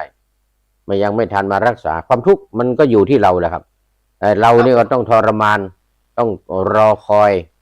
แล้วก็รู้ว่าอะไรโรคของเราเนี่ยเช่นเป็นมะเร็งอย่างเงี้ยเป็นมะเร็งเกิดขึ้นแล้วอย่างเงี้ยระยะที่ 3แล้วอย่างเงี้ยโอ้ใจเต้นตุบๆต่ำๆแล้วทีเนี้ย ใกล้ระยะที่ 4แล้วแต่หมอเนี่ยหน้าที่ของเป็นหน้าที่ของหมอก็จริงแต่ว่าหมอยังไม่ทันรักษาหมอยังไม่ทันมามันก็เป็นมันก็เป็นเรื่องของเราเป็นความคิดของเราเป็นความรู้สึกของเราในการที่จะเป็นทุกข์ครับทุกข์เท่านั้นตั้งอยู่ทุกข์เท่านั้นดับไปครับในธรรมนิยามผมอย่างตัวกับผมทุกวันเนี่ยอาจารย์เคยสอนแล้วว่าทุกข์เท่านั้นตั้งอยู่ทุกข์เท่านั้นดับไปทุกวันนี้เดินรอบโบสถ์เป็นการบำบัดไม่ใช่เป็นการเดินออกกำลังนี่ผู้มีกิเลสบอกว่าแต่เราต้องรู้ว่านี้ทุกข์นี้สุขแต่การแยกถือรวบถือนั้นไม่ควรแยกถือหรือว่ารวบถือนี่มีในพระไตรปิฎกนั่นนี่การรวบถือการแยกถือรวบถือคือรวบทั้งสองอย่างว่าทั้งสุขทั้งทุกข์แต่การแยกถือว่าได้ถือว่าอันนี้ทุกข์นะอันนี้สุขนะคือการรวบถือการแยกถือก็คือยึดถือมั่นยึดมั่นถือมั่นนั่นเองยึดมั่นถือมั่นไม่ควรจะยึดมั่นถือมั่นครับไม่ควรไปยึดมั่นถือมั่นทั้งการรวบทั้งการแยกมั่นในเรื่องของสังขารใช่ไหมอาจารย์ครับในเรื่องของสังขารนี่แหละในเรื่องของตัวเรานี่แหละในเรื่องของความทุกข์ที่มันเกิดเพราะสังขารเรานี่แหละมันเกิดขึ้นที่ไหนเกิดที่แข้งที่ขาที่หูที่ตาเกิดที่ไหนปุ๊บขึ้นมาเนี่ยเราไม่ไปยึดไปถือมันนะเราไม่ไปยึดไปถือว่าอันเนี้ยมันเป็นทุกข์นะมันลำบากนะเนี่ยแต่เราปล่อยวางครับปล่อยวางจิตของเราปล่อยวางความรู้สึกของเราเนี่ยไปว่ามันเป็นธรรมดานะมันเป็นอนิจจังมันเป็นทุกขังมันเป็นทุกข์มันเป็นเรื่องธรรมดาเราก็ไม่ควรไปยึดไปถือมันจิตใจของเราก็จะสบายขึ้นครับเมื่อมันเกิดขึ้นแล้วตั้งอยู่แล้วก็ดับไปเป็นของธรรมดาครับใช่ไหมครับเพราะฉะนั้นไม่ควรจะยึดถือหรือยึดถือคือ พระพุทธองค์ตรัสว่าปัญจุปาทานักขันธาทุกขาความทุกข์เนี่ยมันเกิดจากการยึดถือขันธ์ทั้งห้ากองเนี่ยนะเป็นตัวทุกข์เป็นตัวทุกข์ครับถ้าไม่ยึดถือมันก็ไม่เป็นทุกข์ครับครับผมผู้มีกิเลสบอกว่าสามเณรทักคุยกับผมทางแชทได้ขอรับเหมือนนะหมายถึงไม่บังอาจนะไม่บังอาจรบกวนไม่บังอาจรบกวนสามเณรบอกไม่บังอาจคุณโยมเกรงใจเกรงใจเกรงใจครับเกรงใจอาจารย์ครับครับรวมมาถึงผมยังไม่จบนะในเรื่องของขันธ์ทั้งห้าอุปทานขันธ์ทั้งห้าเนี่ยจ้ะครับครับก็บอกว่าอุปทานขันธ์ห้านี่แหละเป็นธรรมที่ทรงไว้ซึ่งทุกถูกต้องสังคิเตนะปัจจุปทานขันธาทุกขาว่าโดยย่ออุปทานขันธ์เป็นตัวทุกข์เป็นตัวทุกข์อย่างพระพุทธเจ้าประมวลทุกข์โทษภัยต่างๆของแต่ละขันธ์ไปอย่างครับนี่คือพระเจ้าได้พูดไว้นะครับพระเจ้าตรัสไว้ได้ตรัสไว้ครับรูปขันธ์หรือว่ากายของสัตว์เนี่ยที่พระเจ้าทรงเปรียบเทียบเหมือนกับสรีระยนต์มีจักร4ทวาร9ทวาร9จักรครับจักร4ทวาร9จักร4คืออิริยาบถ4อย่างที่อาจารย์นอนนั่งยืนเดินก่อนถวายอธิบายไว้ครับขออาจารย์ย้ำอีกทีครับย้ำอีกทีก็คือว่านอนนั่งยืนเดินนี่เรียกว่าจักร4จักรเนี่ยมันหมายถึงว่าเป็นเนี่ยวงล้ออย่างนี้นะที่มันกลิ้งไปนี่นะอันนี้ความเป็นไปของร่างกายเราเนี่ยก็จะมีอยู่4อย่างเรียกว่าอิริยาบถคือการยืนนะการเดินการยืนการนั่งการนอนอันนี้คือยนต์4จักร4ทีนี้ยนต์9หรือทวารยนต์9คือทวาร9ในตัวของเรานี่ก็คือตา2นะหู2เป็น4จมูก2เป็น6ปาก1เป็น7 8ทวารหนัก9ทวารเบาอันนี้เราเป็นยนต์9สำหรับผู้ชายที่นี่ผู้หญิงเนี่ยมี10นะผู้หญิงนี่จะมี10ครับผู้หญิงจะเพิ่มช่องคลอดครับผมเพิ่มช่องคลอดเข้ามาช่องปัสสาวะช่องอุจจาระช่องคลอดที่เพิ่มของผู้หญิงเนี่ยส่วนผู้ชายเราก็มีแค่9มีแค่9อย่างที่ว่าเนี่ยที่ว่าทวาร9หรือยนต์ทั้ง9ครับขออาจารย์พูดอิริยาบถ4นะอาจารย์ครับคืออย่างนี้อาจารย์ครับขออนุญาตครับการเดินนั่งยืนนอนนะครับมีปัญหา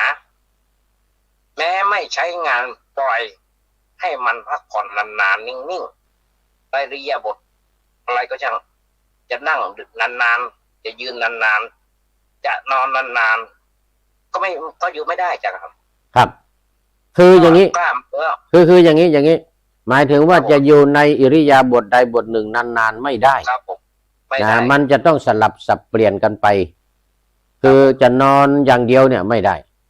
จะยืนอย่างเดียวก็ไม่ได้เดินอย่างเดียวก็ไม่ได้นะหรือแม้แต่ว่านั่งเนี่ยมีแต่นั่งมันไม่ได้เพราะฉะนั้นจึงเรียกว่าจักรไงจึงเรียกว่าจักรเพราะว่ามันจะต้องเปลี่ยนไปจะต้องกลิ้งไปถอยหน้าถอยหลังเดินก็เดินหน้าเดินหลังนะจะเดินข้างหน้าอย่างเดียวมันก็ไม่ได้ต้องมีการนอนบ้างต้องมีการนั่งบ้างต้องมีการยืนการเดินเวลาว่านี่อย่าไปติดคำของคนทั่วไปที่เขาชอบว่ากันนะคนทั่วไปชอบว่ากันยังไงยืนเดินนั่งนอนใช่ไหมครับผมนี่ผู้มีกิเลสบอกว่าพิมพ์ทางนี้มันอธิบายได้ไม่มากเพราะงั้นนะหมายถึงว่าที่คอมเมนต์มาเนี่ยมันอธิบายได้ไม่มากถ้าหากว่าจะแชททางไลน์กับโยมเนี่ยมันจะได้ เขียนมากๆเห็นว่าไงความหมายของเขาความหมายของ ขออนุโมท ข นา องผู้มีกิเลสที่ว่าเมื่อกี้นี้ที่ว่านี้ ครับผม ที่ว่าเมื่อกี้นี้ก็คือเดี๋ยวอะไรเดี๋ยวยืนเดินนั่งนอนเนี่ยมันผิดนะครับต้องว่าใหม่เดินยืนนั่งนอน เดิน ยืน เดิน เดินแล้วก็ยืนแล้วก็นั่งแล้วก็นอน ยืนเดินนั่งนอน ครับคืออย่างนี้อธิบายว่า เวลานอนเนี่ย เวลาก่อนจะนั่งเนี่ยมันก็นอนก่อนแล้วก็ลุกขึ้นมานั่งนี่ก่อนจะยืนเนี่ยก็มันต้องนั่งก่อนใช่ไหมก็ต้องว่านั่งแล้วก็ยืนทีนี้ก่อนจะเดินเนี่ยครับมันต้องยืนก่อนครับไม่ใช่ว่าเดินยืนไม่ต้องเดินก่อนแล้วก็มายืนนะเวลาว่าเนี่ยต้องว่าลำดับกันอย่างนี้เดินยืนนั่งนอน หรือนอนนั่งยืนเดินเหมือนที่ทั่วไปเราจะติดปากกันที่ทั่วไปเราติดปากกันว่ายืนเดินนั่งนอนมันผิดขั้นครับเหมือนกับเด็ก4-5 เดือนต้องมีการนอนแล้วก็นั่งครับแล้วก็คลานฝึกนั่งก่อนแล้วก็คลานฝึกยืนฝึกเดินใช่ไหมอาจารย์ตามนี้ใช่ไหมต้องตามลำดับนี้ครับตามลำดับเหมือนกับเด็กเหมือนกับเด็กเหมือนกับทารกว่างั้นอาจารย์ครับทารกเหมือนกับทารกครับทารกเนี่ยมาจะเดินก่อนจะฝึกเดินก่อนไม่ได้ครับมันต้องยืนก่อนครับเขาเรียกว่าตั้งไข่ครับนี่เขาเรียกว่าตั้งไข่เป็นสภาวะธรรมคือธรรมชาติอาจารย์ครับธรรมชาติของคนอาจารย์ครับของคนยกเว้นช้างนะช้างหรือวัวควายเนี่ยคลอดออกมาปุ๊บยืนเลยครับ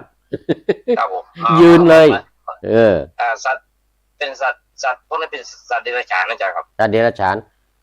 มนุษย์ก็มีอย่างพระพุทธเจ้าเนี่ยพระพุทธเจ้านี่คลอดออกมาปุ๊บเดินเลยนะพิเศษเรียกว่าเป็นบุญบารมีเดินบนดอกบัวแล้วจะ7-9แล้วใช่ไหมมีดอกบัวรับครับดอกบัวผุดขึ้นมารับ7-9เลย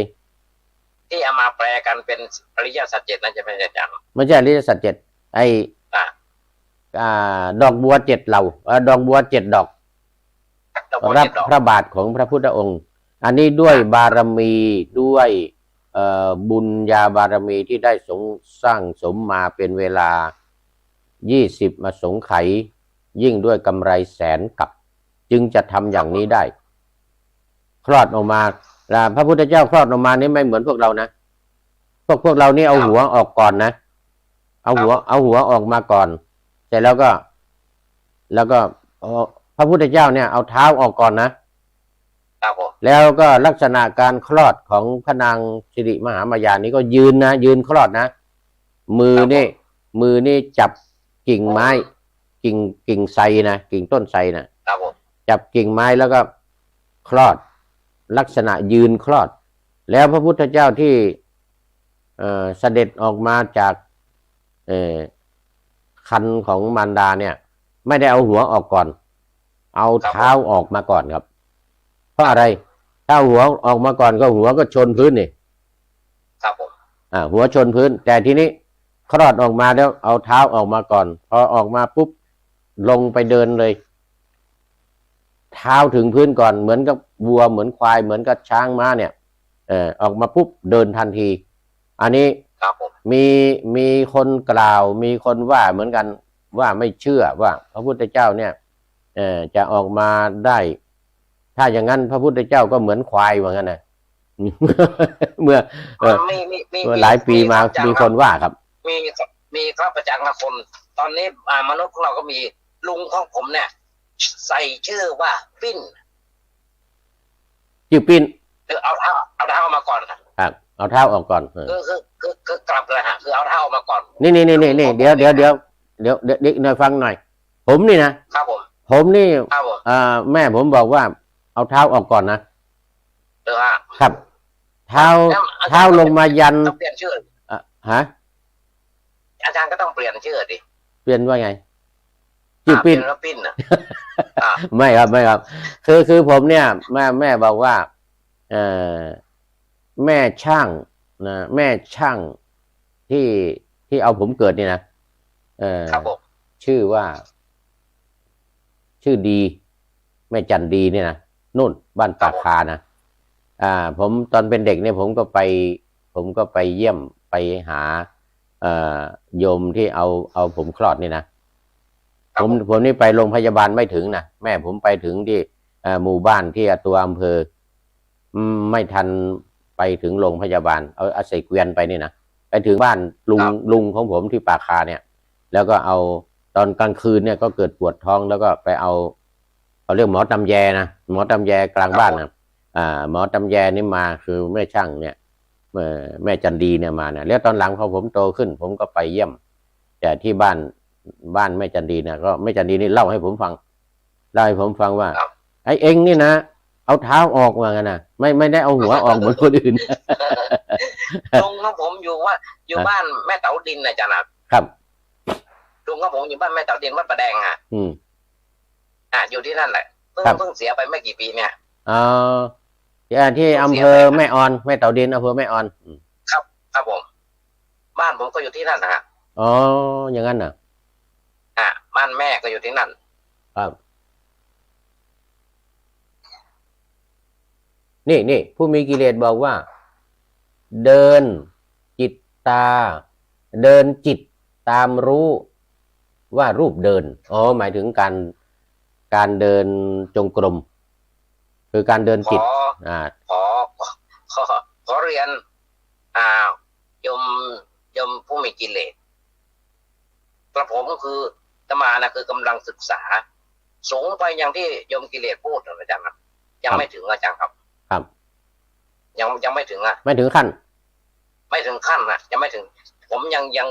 สติยังไม่ถึงปัญญายังไม่ถึงอาจารย์ครับขอก่อนครับขอก่อนเดินจิตตามรู้ว่าเดินจิตตามรู้ว่ารูปเดินคือตัวของเราเนี่ยเดินจิตต้องรู้ว่าตอนนี้ขณะนี้รูปกำลังเดินขณะนี้เรากำลังสนทนาทำกับครูบาอาจารย์อยู่ใช่ไหมอาจารย์ครับจิตครับใช่ไหมนะครับทุกขณะจิตก็รู้ว่าตอนนี้กำลังทำอะไรอยู่กำลังคุยกันกำลังสนทนาก็เดินจิตตามที่รู้นี่ว่าตอนนี้กำลังคุยกันกำลังสนทนากันแบ่งจิตเป็น2 ภาคนะอาจารย์ครับแบ่งจิตเป็น2 ภาคนะคือจิตหนึ่งนึกนิวรณ์ตัวเองว่าจะอดีตที่ผ่านมาเราจะพูดอะไรกับอาจารย์พอจำอะไรได้มั่งอย่างเงี้ยแล้วอีกจิตหนึ่งคือต้องดูที่ตัวหนังสือที่โน้ตไว้ว่าจะคุยกับอาจารย์มั่งที่แบ่งจิตมีการแบ่งจิตอย่างนั้นด้วยเหรอก็ต้องอย่างนั้นหรืออย่างผมเรียนถามอาจารย์นะอาจารย์ก็ต้องแบ่งจิตอาจารย์ต้องนึกได้ว่าเขาเรียกว่าเรื่องจิตเนี่ยเขาเรียกว่ามันเป็นขณะหนึ่งนะครับขณะหนึ่งนะครับทีนี้ในอภิธรรมนี่มาเขียนเป็นดวงเขาจริงมันไม่ถูกนะไอ้ที่จะเขียนเป็นวงเป็นเครื่องหมายแค่นั้นเองแต่ทางบ้านเราเนี่ยนะทางภาคเหนือเราเนี่ยเรียกว่าเป็นเตื้อครับจิตนี่นะจิตนี่มันจะเกิดดับนะมันไม่ได้อยู่ตลอดนะมันจะเกิดดับแต่ว่ามันมันละเอียดมัน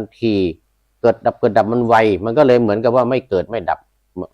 มันก็รู้อยู่ตลอดเวลาแต่ความจริงเนี่ยจิตเนี่ยมันเป็นขณะมันเป็นเตื้อ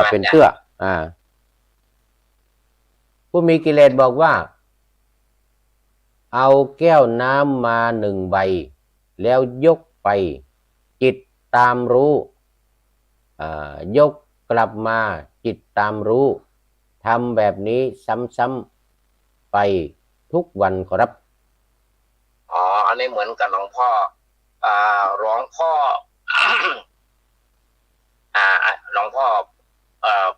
ปอวยุโตหรือหลวงพ่อเจ้าพระคุณสมเด็จหลวงตามหาบัวสมเด็จพุทธาจารย์ของหลวงตามหาบัวว่าไงครับผมแบบนี้อาจารย์ยกหนอวางหนอ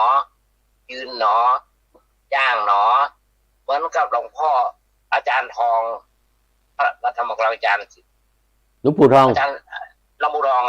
ที่ท่านสอนอย่างนี้นะอาจารย์ครับสอนยังไงครับสอนอย่างนี้ว่าเดินหนอยืนหนอ ยกเท้าซ้ายหนอ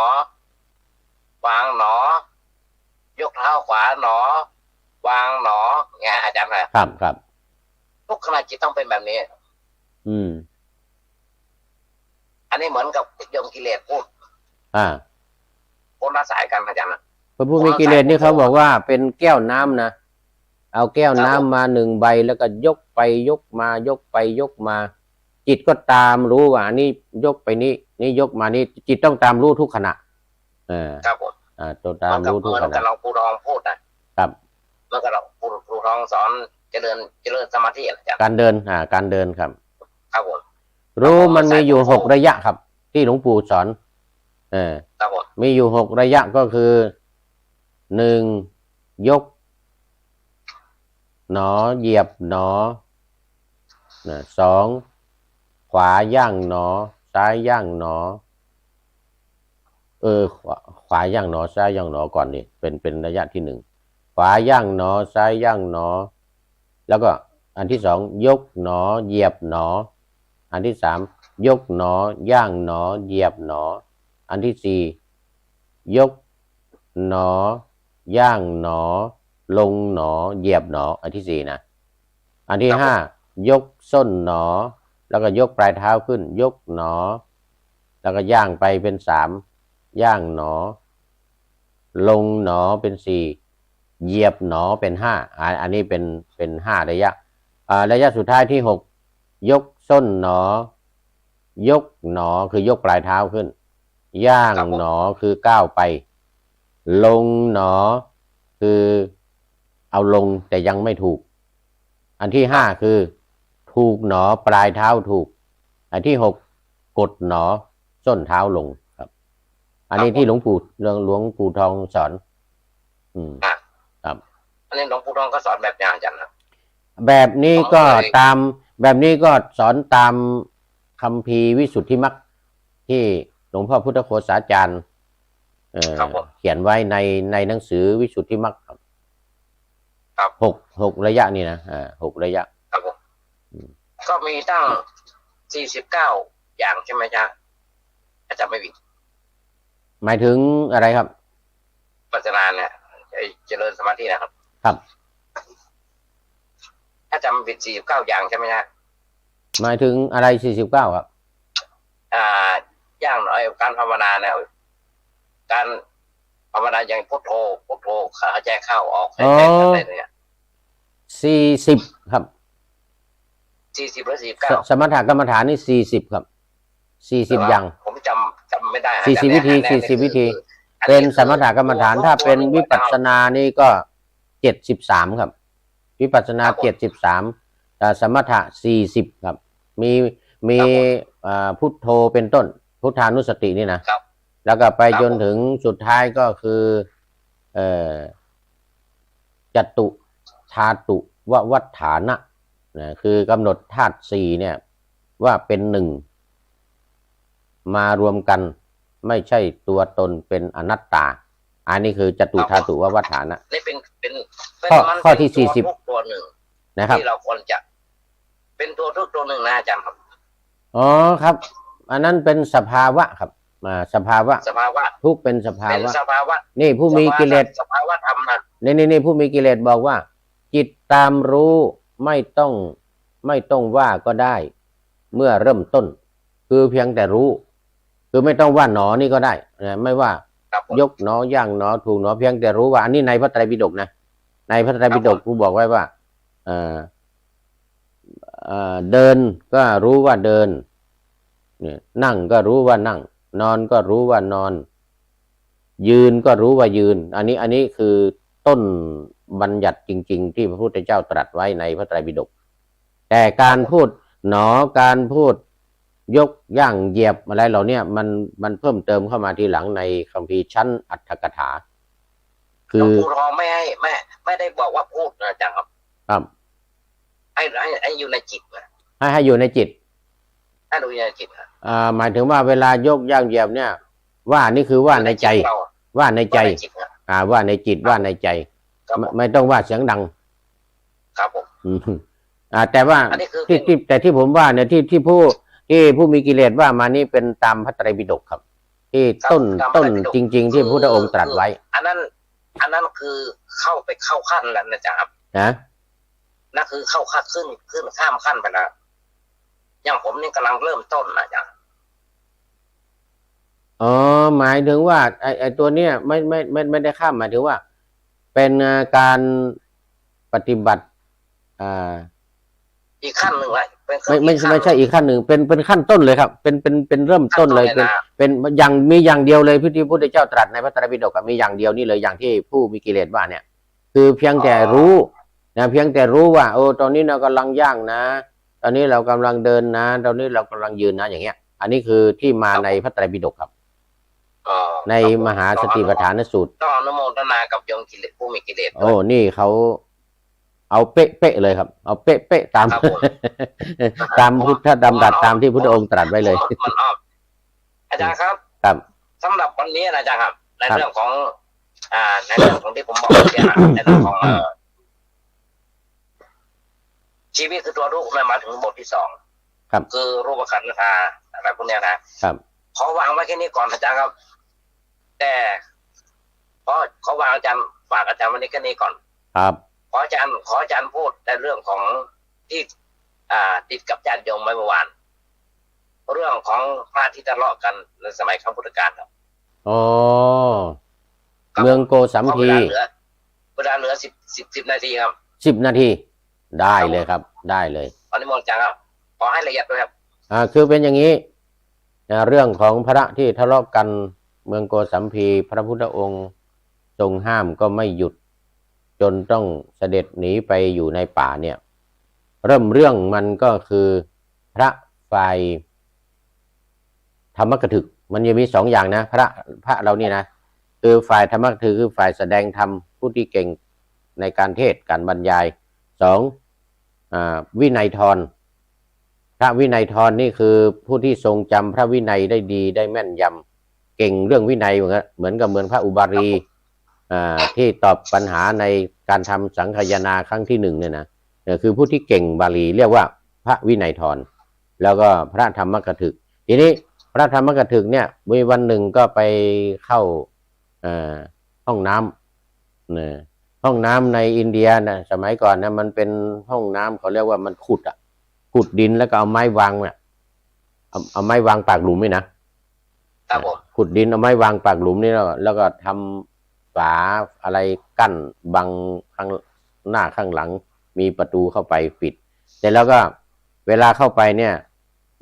ต้องเอาน้ำเข้าไปเองเอาน้ำใส่ขันเข้าไปใส่ภาชนะเข้าไปเนี่ยทีนี้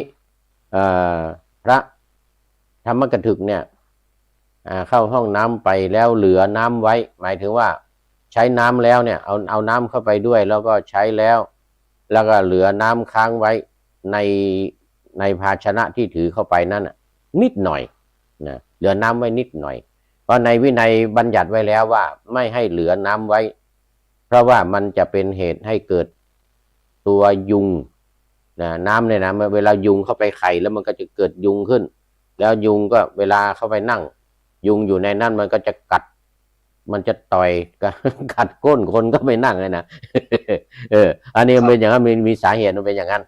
แล้วพระพุทธองค์ก็ทรงบัญญัติว่าห้ามเหลือน้ำไว้ใครน้ำเข้าไปใช้ในห้องน้ำเนี่ยนะ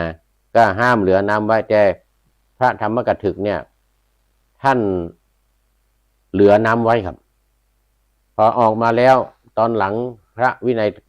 นัยธรเข้าไปก็ไปเห็นน้ำที่ค้างอยู่ในห้องน้ำเนี่ยก็กลับออกมาก็บอกท่านพระธรรมกถึกไม่ได้บอกธรรมดาคือโจทย์อาบัติด้วยโจทย์อาบัติพระธรรมกถึกว่าท่านผิดอาบัติแล้วเพราะว่าท่านเหลือน้ำไว้ในห้องน้ำพระพุทธองค์ทรงบัญญัติไว้แล้วว่าห้ามเหลือน้ำไว้ท่านพระธรรมกถึกก็ยอมรับว่าผมผิดผมยอมรับผิดแล้วก็แสดงคืนอาบัติกันเรียบร้อยแล้วทีนี้พอแยกกันไปเนี่ยพระวินัยธรก็ไปเล่าให้ลูกศิษย์ของตัวเอง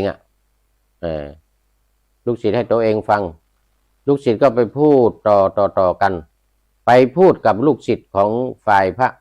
ธรรมกถึกเนี่ย คือพระสมัยก่อนเนี่ยพออายุ10 พรรษา20 พรรษานี่ก็เป็นพระอุปชฌาย์นะก็บวชลูกศิษย์บวกสัตถิวิหาริกติดตามตัวเองเป็นลูกศิษย์ติดตามเป็นสัตถิวิหาริกตัวเอง2 ฝ่ายเนี่ยเขาคุยกันบอกอาจารย์ของท่านเนี่ยที่เป็นธรรมกถึกเนี่ยไม่ได้เรื่องไม่ดีไม่รู้วินัยแล้วก็ทำผิดฝ่ายนั้นก็ไม่พอใจไปถามอาจารย์ว่าอาจารย์ทำผิดจริงหรือเปล่าจริงทำผิดจริงแล้วก็แสดงอาบัติคืนอาบัติกันไปแล้วยอมรับเรื่องนี้เรียบร้อยแล้วไม่ต้องห่วงไม่ต้องห่วงไม่ต้องว่าอะไรนะนี่นะอันนี้พอกลับไปก็พวกนั้นก็พูดอีกภิกษุลูกศิษย์ของฝ่ายวินัยทรนะก็ว่ากันแหนบางพูดเล่นกันบ้างพูดจริงบ้างก็ไม่หยุดอันนี้ก็ทะเลาะกันอย่างนี้เถียงกันไปเถียงกันมาทะเลาะกันไม่หยุดคนนี้ก็บอกว่าอาจารย์ของผมเนี่ยก็รับแล้วนะแสดงอาบัติแล้วนะก็ถูกว่างั้นนะแสดงอาบัติแล้วก็ถูกแต่ว่าก่อนที่จะแสดงอาบัติก่อนที่ทำผิดเนี่ยคือเป็นคนไม่รู้อย่างนั้นอย่างนี้เป็นไม่รู้วินัยเป็นคนที่บางทีรู้วินัยแล้วขืนทำเป็นคนดื้อเป็นพระไม่ดีเป็นพระหัวดื้ออะไรอย่างเงี้ยนะรู้แล้วขืนทำลงอะไรก็ว่ากันไปว่ากันมาเนี่ยตอบกันไปตอบกันมาไม่หยุดครับมาอันนี้เป็นสาเหตุที่ทะเลาะกันคือเรื่องนั้นรู้แล้วที่ว่ายอมรับนะก็รู้แล้วฝ่ายวินัยทรนะพระลูกศิษย์นะก็รู้แล้วนะแต่ที่ไปว่ากันนะไปว่าเขาไปว่ากันแน่กันแหน่เนี่ยไปว่าเขาไม่รู้ไปว่าพระธรรมกถึกเนี่ยมีแต่เทศมีแต่สอนคนอื่นตัวเองไม่รู้วินัยอะไรเงี้ยก็ว่ากันหนักมันก็ทำให้ลูกศิษย์อีกฝ่ายหนึ่งก็ไม่พอใจก็บอกแล้วว่าไม่รู้ยอมรับไปแล้วแสดงอาบัติไปแล้วอะไรไปเนี่ยเถียงกันอยู่อย่างเงี้ยดังขึ้นก็เต็มวัดเลยนี่ทั่ววัดเลยไม่ยอมหยุดพระพุทธองค์ก็เสด็จไปพวกเธอทั้งหลายคุยอะไรกันก็เรื่องนี้ครับผมอย่าไปเถียงกันเลยอย่าไปทะเลาะกันเลยหยุดเถอะเพราะว่าความผิดมันก็เป็นธรรมดาคนผิดเขาก็ยอมรับผิดแล้วก็เป็นธรรมดาก็เลิกล้างกันไปพอพระพุทธองค์ห้ามเสร็จเรียบร้อยแล้วเนี่ยพุทธองค์ไปตอนนั้นเงียบอยู่ครับ ตอนหน้าพระพุทธองค์เนี่ยนะก็เงียบอยู่แต่พอพระพุทธองค์เสด็จไปแล้วเนี่ยเอาอีกแล้วครับทะเลาะกันว่ากันอีกเรื่องของเรื่องมันก็คืออีกฝ่ายหนึ่งก็เยาะเย้ยเยาะเย้ยถากถางเนี่ยแหละพูดแซวกันไปแซวกันมานี่แหละเยาะเย้ยถากถางว่าอาจารย์คุณไม่ดีอย่างนั้นอย่างนี้อะไรก็เนี่ยว่าอย่างนั้นเนี่ยก็เลยทำให้เกิดความไม่พอใจแล้วทะเลาะกันครับอันนี้เป็นสาเหตุต้นเหตุมาอย่างนี้ที่ต่อไปเมื่อพระพุทธองค์ทรงห้ามไม่ไหวแล้วเนี่ยไม่ยอมกันเนี่ยก็ยังทะเลาะกันอยู่ยังว่ากันอยู่เนี่ยก็เลยจะทำยังไงให้พระภิกษุเนี่ยหยุดทะเลาะกันก็หาวิธีพระพุทธองค์ก็หาวิธีก็คือการหนีไปอยู่ป่าหนีไปอยู่ป่าเพราะว่า1ห้ามก็ไม่ฟังแล้วแล้วก็2ที่จะให้หยุดเนี่ยเราต้องหนีไปอยู่ป่าก่อนคือให้คนทั้งหลายเนี่ยได้รู้ว่าการทะเลาะกันเนี่ยไม่ดีแล้วก็ขนาดห้ามแล้วก็ยังไม่หยุดจนพระพุทธองค์เนี่ยต้องลำบากประชาชนได้เห็นก็พากันตำหนิพระทั้ง2ฝ่ายนั่นแหละที่อยู่ในนั้นเสียหายด้วยกันทั้ง2ฝ่ายทั้งสองเพราะทะเลาะกันไม่หยุดพระพุทธองค์ก็เนี่ยนึกอุบายนี้ขึ้นมาได้ทรงนึกอุบายนี้ขึ้นมาก็เสด็จหนีไปอยู่ในป่าโดยมีช้างกับลิงคอยอุปถัมภ์อุปถากในการหาอาหารมาให้หาน้ำมาให้ช้างเนี่ยเวลาพระพุทธเจ้าจะส่งน้ำนะก็เผาก้อนหินครับเอาก้อนหินเผาจนร้อนแล้วก็กลิ้งไปลงในวังในสระน้ำลงในสระน้ำให้น้ำอุ่นครับแล้วก็ไปกราบทูลพระพุทธเจ้าว่าเนี่ยน้ำอุ่นแล้วพระพุทธองค์ก็ไปส่งน้ำครับส่งน้ำอุ่นที่ช้างทำทุกอย่างครับเวลาไปบิณฑบาตก็พาพระพุทธเจ้าเสด็จไปนั่งหลังนั่งคอไป ถึงหมู่บ้านก็อยู่นอกบ้านพุทธองค์ตรัสว่าปาริไลยกะช้างชื่อปาริไลยกะนะเธออยู่ที่นี่แหละตอนนี้ตถาคตจะเสด็จเข้าไปบิณฑบาตเธออยากเข้าไปอยู่ที่นี่บิณฑบาตเรียบร้อยกลับมาก็มาขี่หลังช้างคอช้างกลับนะอันนี้แต่การอุปถากของช้างเนี่ยช้างนี่เป็นช้างรู้นะผู้พระบารมีของพระพุทธเจ้าจนเป็นไปตามที่พระพุทธองค์มาตั้งวัตถุประสงค์ไว้คือญาติโยมทั้งหลายได้รู้อะไรทีนี้ได้รู้ก็พากันโทษพากันทำโทษคือทำโทษพระที่อยู่ในวัดน่ะที่ไม่เชื่อไม่ฟังเนี่ยโดยการให้อดอาหารคือไม่ถวายข้าวปลาอาหารไม่ทำบุญตักบาตรไม่ใส่บาตรให้ก็อดเลยพระทั้งสองฝ่ายทั้งฝ่ายธรรมกถึกทั้งฝ่ายวินัยทรรู้ฤทธิ์เลยผู้มีกิเลสบอกว่าเพื่อปราบพยศก่อนเมื่อร่างกายเหนื่อยแล้วจึงกำหนดจิตตามรู้ขอรับเหมือนกันนะการเดินจงกรมนั้นต้องเดินอย่างเร็วก่อนอันนี้ผู้มีกิเลสเขาพูดถึงเรื่องการเดินจงกรมอยู่ใช่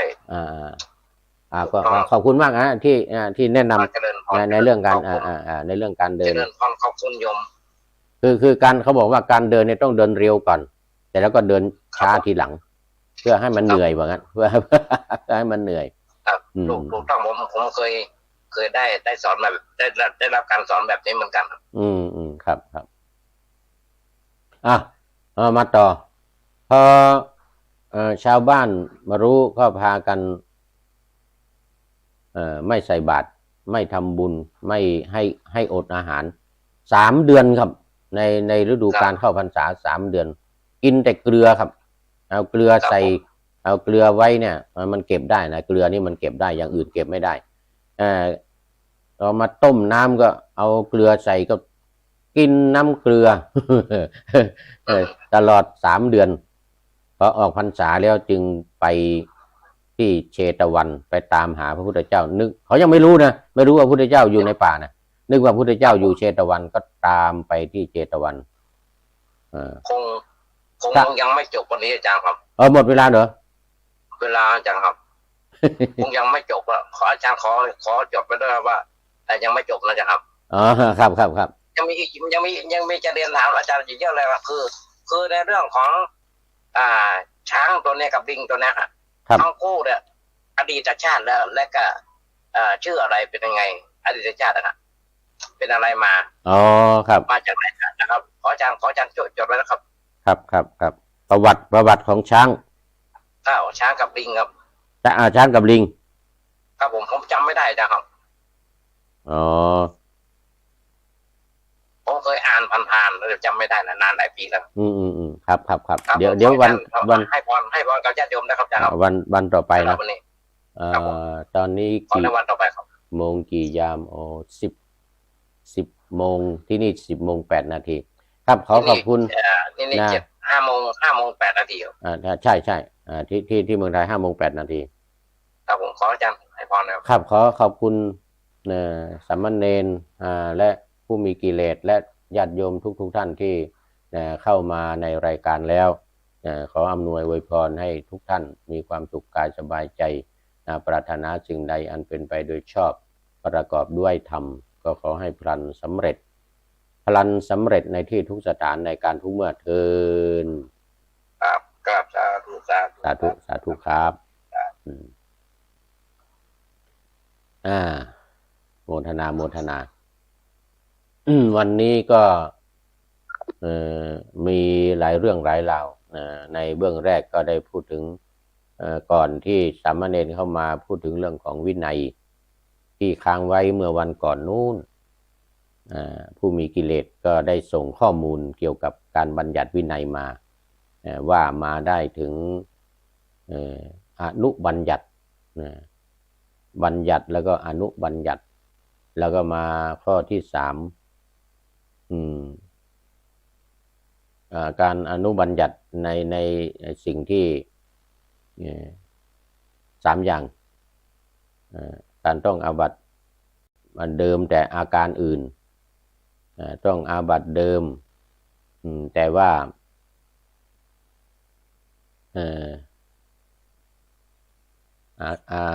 อาการอื่นอาบัติ2ก็คืออาบัติเดิมแต่ยกเว้นเป็นอนาปฏิวานอาบัติเดิมนั่นก็คืออาปฏิวานอาบัติวาระแล้วก็อนาปฏิวาระแล้วก็3อาปัตติอุปถัมภะอาบัติโดยการเดิมนั่นเองแต่ว่าทำซ้ำในไม่ใช่มนุษย์เป็นสัตว์เดรัจฉานทีนี้ข้อ3อานุปันนบัญญัติ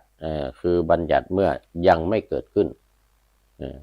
เมื่อยังไม่มีโทษเกิดขึ้นยังไม่มีการทำผิดเกิดขึ้นถึงตอนนี้เหมือนกับคฤธรรม8ประการที่พระพุทธองค์ทรงบัญญัติให้กับภิกษุณีว่าถ้าหากว่ายอมรับอนุบัญญัติทั้ง8ประการเนี้ยมีการกราบไหว้พระสงฆ์ที่บวชแม้ในวันเดียวนะตัวเองบวชมา100 ปีแต่ว่าภิกษุบวชวันเดียวเนี่ยภิกษุณีก็ต้องกราบอย่างนี้เป็นต้นในคฤธรรม8ประการอันนี้พูดถึงเรื่องของวินัยที่พูดนี่ก็มีเจตนาดีของคุณโยมพอใจที่จะให้ญาติโยมสาธุชนที่รับฟังที่ได้ศึกษาที่สนใจหรือไม่สนใจก็ตามได้รู้วินัยของพระแล้วจะได้ไม่ทึกทักไม่ทึกทักไม่เอะอะมะเทิงในการที่จะด่าว่าหรือพูดหรือฟ้องว่าพระทำผิดวินัยอย่างนั้นอย่างนี้แต่เมื่อรู้จริงทั้งบัญญัติทั้งอนุบัญญัติทั้งข้อยกเว้นอะไรต่างๆข้อห้ามข้ออนุญาตอะไรต่างๆแล้วนี่ก็จะได้ไม่ผิดอย่าได้ไม่มีเรื่องไม่มีราวกันจนโยงมาถึงภิกษุชาวโกสัมพีคือเรื่องของวินัยนี่แหละที่ทะเลาะกันพระที่ทะเลาะกันไม่ใช่ว่าไม่รู้รู้แต่ว่ามีเรื่องของความอะไรไม่พอใจการเยาะเย้ยถากถางซึ่งกันและกันเนี่ยการเหน็บแนมให้เจ็บใจเนี่ยจะเหมือนสุนทรว่าเนี่ยเจ็บอื่นหมื่นแสนในแดนใดไม่เท่าเหน็บให้เจ็บใจเนี่ยยังไม่เจ็บเท่าเหน็บให้เจ็บใจเนี่ยมันเป็นอย่างนี้อยู่ในพรุสวาทอยู่ในคำกล่าวเขาเรียกอะไรส่อเสียดพูดส่อเสียดมี1การพูดเท็จ2พูดคำหยาบ3พูดส่อเสียด4พูดเพ้อเจ้อเนี่ย4อย่างเนี่ยเป็นวจีกรรมเกิดจากการมีอกุศลจิตการมีจิตที่เป็นทุจริตในการกล่าวในการว่ากันเนี่ยนะในการกล่าวในการว่ากันจะด้วยการเยาะเย้ยถากถางอีกฝ่ายหนึ่งก็ไม่ยอมเหมือนกันประเภทหักไม่งอประเภทหักไม่งอก็คือว่าประเภทหักไม่งอนี่ก็คือว่าแบบฆ่าได้หยามไม่ได้ในทำนองนี้ฆ่าได้หยามไม่ได้เอาทีนี้ฆ่าได้หยามไม่ได้มีอะไรเกิดขึ้นก็ไม่ยอมกันทั้ง2ฝ่ายอันนี้ก็โยงไปหลายเรื่องแต่เรื่องของ ยังมีต่อในเรื่องของในป่าในเรื่องของที่พระพุทธเจ้าประทับอยู่ในป่าเลไลยกะแล้วก็มีช้างมีลิงมาอุปถัมภ์แล้วก็บุพกรรมของช้างของลิงของพระพุทธเจ้าเนี่ยที่ทำมาด้วยกันร่วมมาด้วยกันชาตินี้ได้มาอุปถัมภ์อุปถากกันมาอยู่ในป่ากันเนี่ยมันก็มีต้นเหตุมันก็มีความเป็นมาอันนี้สามเณรขอให้ไปเล่าพูดคุยกันต่อในวันพรุ่งนี้นะสำหรับตอนนี้พูดถึงเรื่องนี้ก็ดีเหมือนกันผู้มีกิเลสก็ยังย้ำเน้นมาในเรื่องของการเดินจงกรมการทำกรรมฐานในข้อที่2ของสติปัฏฐาน4คืออิริยาบถอิริยาบถการยืนเดินนั่งนอนนี่แหละอิริยาบถทั้งหลาย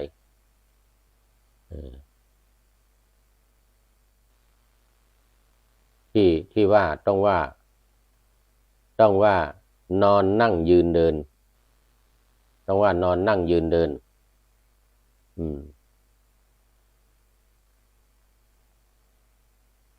ว่านอนนั่งยืนเดินว่าให้ถูก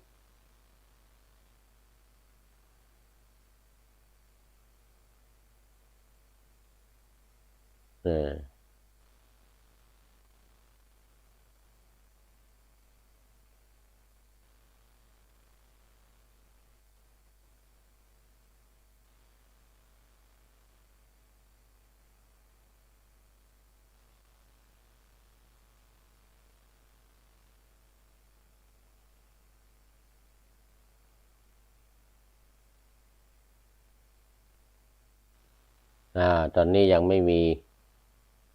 FC เข้ามาก็ขอบคุณที่ได้พูดรายละเอียดเกี่ยวกับเรื่องของการตามรู้จิตจิตตามรู้ไม่ต้องว่าเพียงแต่รู้อยู่ในใจการเดินจงกรมนั้นต้องเดินอย่างเร็วก่อนรับเพื่อปราบพยศก่อนเมื่อร่างกายเหนื่อยแล้วจึงกำหนดจิตตามรู้ในภายหลังเดินไวๆก่อนสมัยที่อาตมาไปอยู่ประเทศศรีลังกาก็เหมือนกันนะโน่นเมื่อปีพุทธศักราช2524นะไปจำพรรษาอยู่ที่ประเทศศรีลังกาคือเราเคยเดินจงกรมกันในเมืองไทยเนี่ยเราก็ทำกันมาแต่ว่าไม่ค่อยได้ทำเรื่องไม่ได้รู้เรื่องนี้พอไปถึงประเทศศรีลังกาเนี่ยก็ไปเห็นพระเถระที่เดินจงกรมอยู่มันไม่เหมือนเราเดินเดินช้าๆบ้านเรานี่จะเดินไวหน่อยก็ไวไม่มากนะก็มีสายของหลวงพ่อเทียนจิตตสุโภเดิน7 ดอกบัวเนี่ยนะหรือเดินตามธรรมตามขั้นตอนของธรรมเดิน7 ดอกบัวก็เดิน7 ก้าวที่เดินตามหมวดธรรมก็เดินอย่างมรรค8เนี่ยก็เดิน8 ก้าวอย่างเงี้ยนะโลกุตระธรรม9ก็เดิน9หมวดเป็นหมวดตามหมวดธรรมไปแต่เดิน13 ก้าวก็ได้ก็ถือว่าตามธุดงค์13จะเดิน15 ก้าวก็จรณะ15อะไรอย่างเงี้ยนะแต่เดิน21 ก้าวแล้วก็จิต21 ดวงอะไรอย่างเงี้ยนะ89ก็ได้ถ้ามีที่ไกลๆตามจิต89 ดวงอะไรอย่างเงี้ยก็แล้วแต่ว่าการเดินนั้นแต่การเดินเนี่ยเดินไวพูดถึงการเดินของพระมหาเถระที่ประเทศศรีลังกาที่อาตมาไปเจอเนี่ยครั้งแรกเลยนะท่านก็เดินกลับไปกลับมานี่แหละเนี่ยเดินไวปั๊บพอไปถึงที่สุดก็กลับมาอีกกลับไปกลับมา ก็แปลกดีมันไม่เหมือนบ้านเราแต่พอทีหลังก็ไปคุยกับท่านท่านก็บอกว่ามันตอนแรกๆตอนใหม่ๆกันตอนเริ่มใหม่ๆแรกๆเนี่ยให้มันฟิตว่างั้นนะให้มันออกกำลังกายให้ฟิตให้เหงื่อออกท่านว่าอย่างนั้นนะ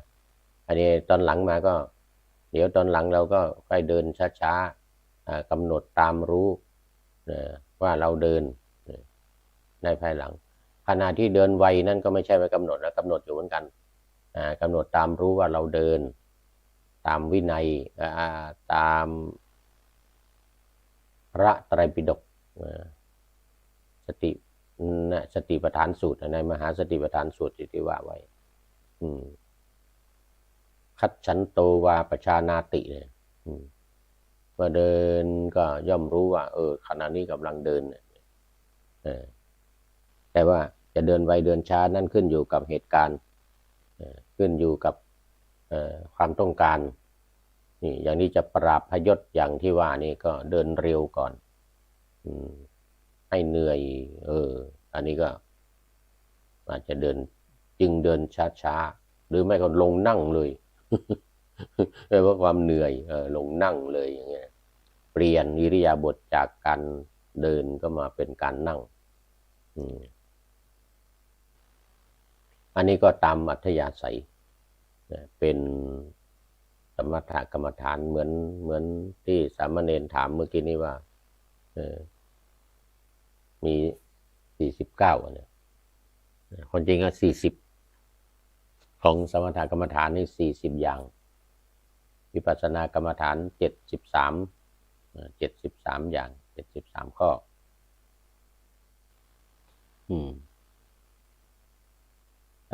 ตอนนี้ก็เวลาอีกประมาณ15 นาทีประมาณอีก15 นาที20 นาที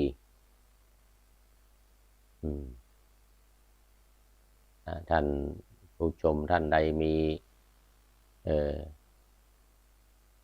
ความคิดความเห็นที่จะมาพูดคุยแลกเปลี่ยนแชร์ความรู้กันนี่ก็ขอเชิญคอมเมนต์กันเข้ามาได้นะคอมเมนต์กันเข้ามา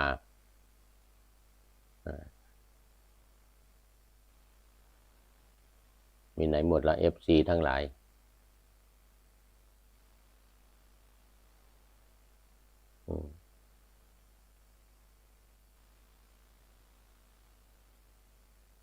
FC ทั้งหลาย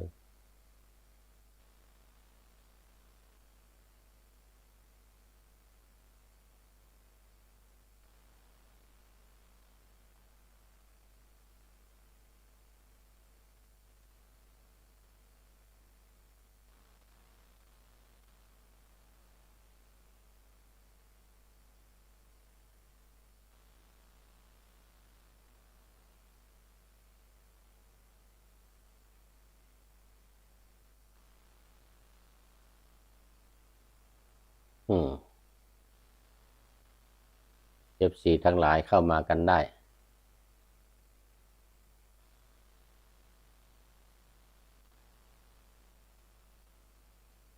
ยังไม่มี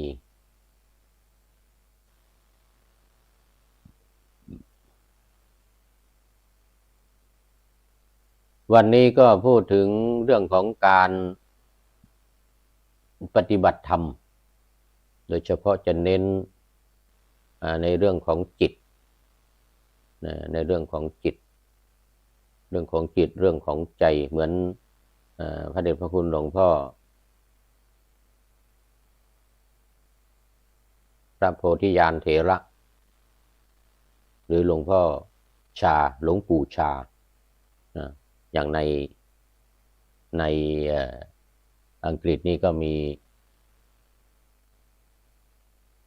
สายของหลวงปู่ชาเยอะกำหนดตามรู้จิตกำหนดตามรู้จิต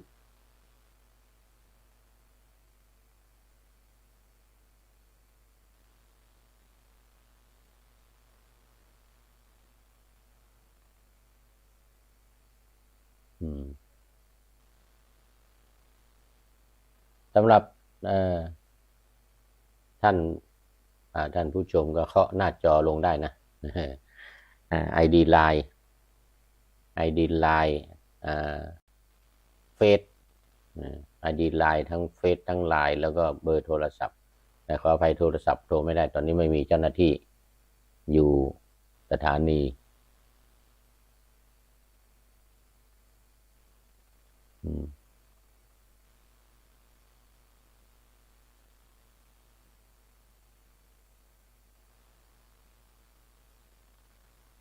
มีเจ้าหน้าที่อยู่สถานี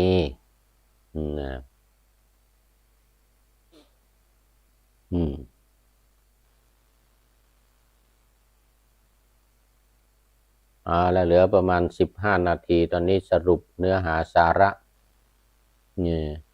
สรุปเนื้อหาสาระวันนี้เมื่อกี้นี้พูดมาถึงเรื่องของสามเณรที่พูดถึง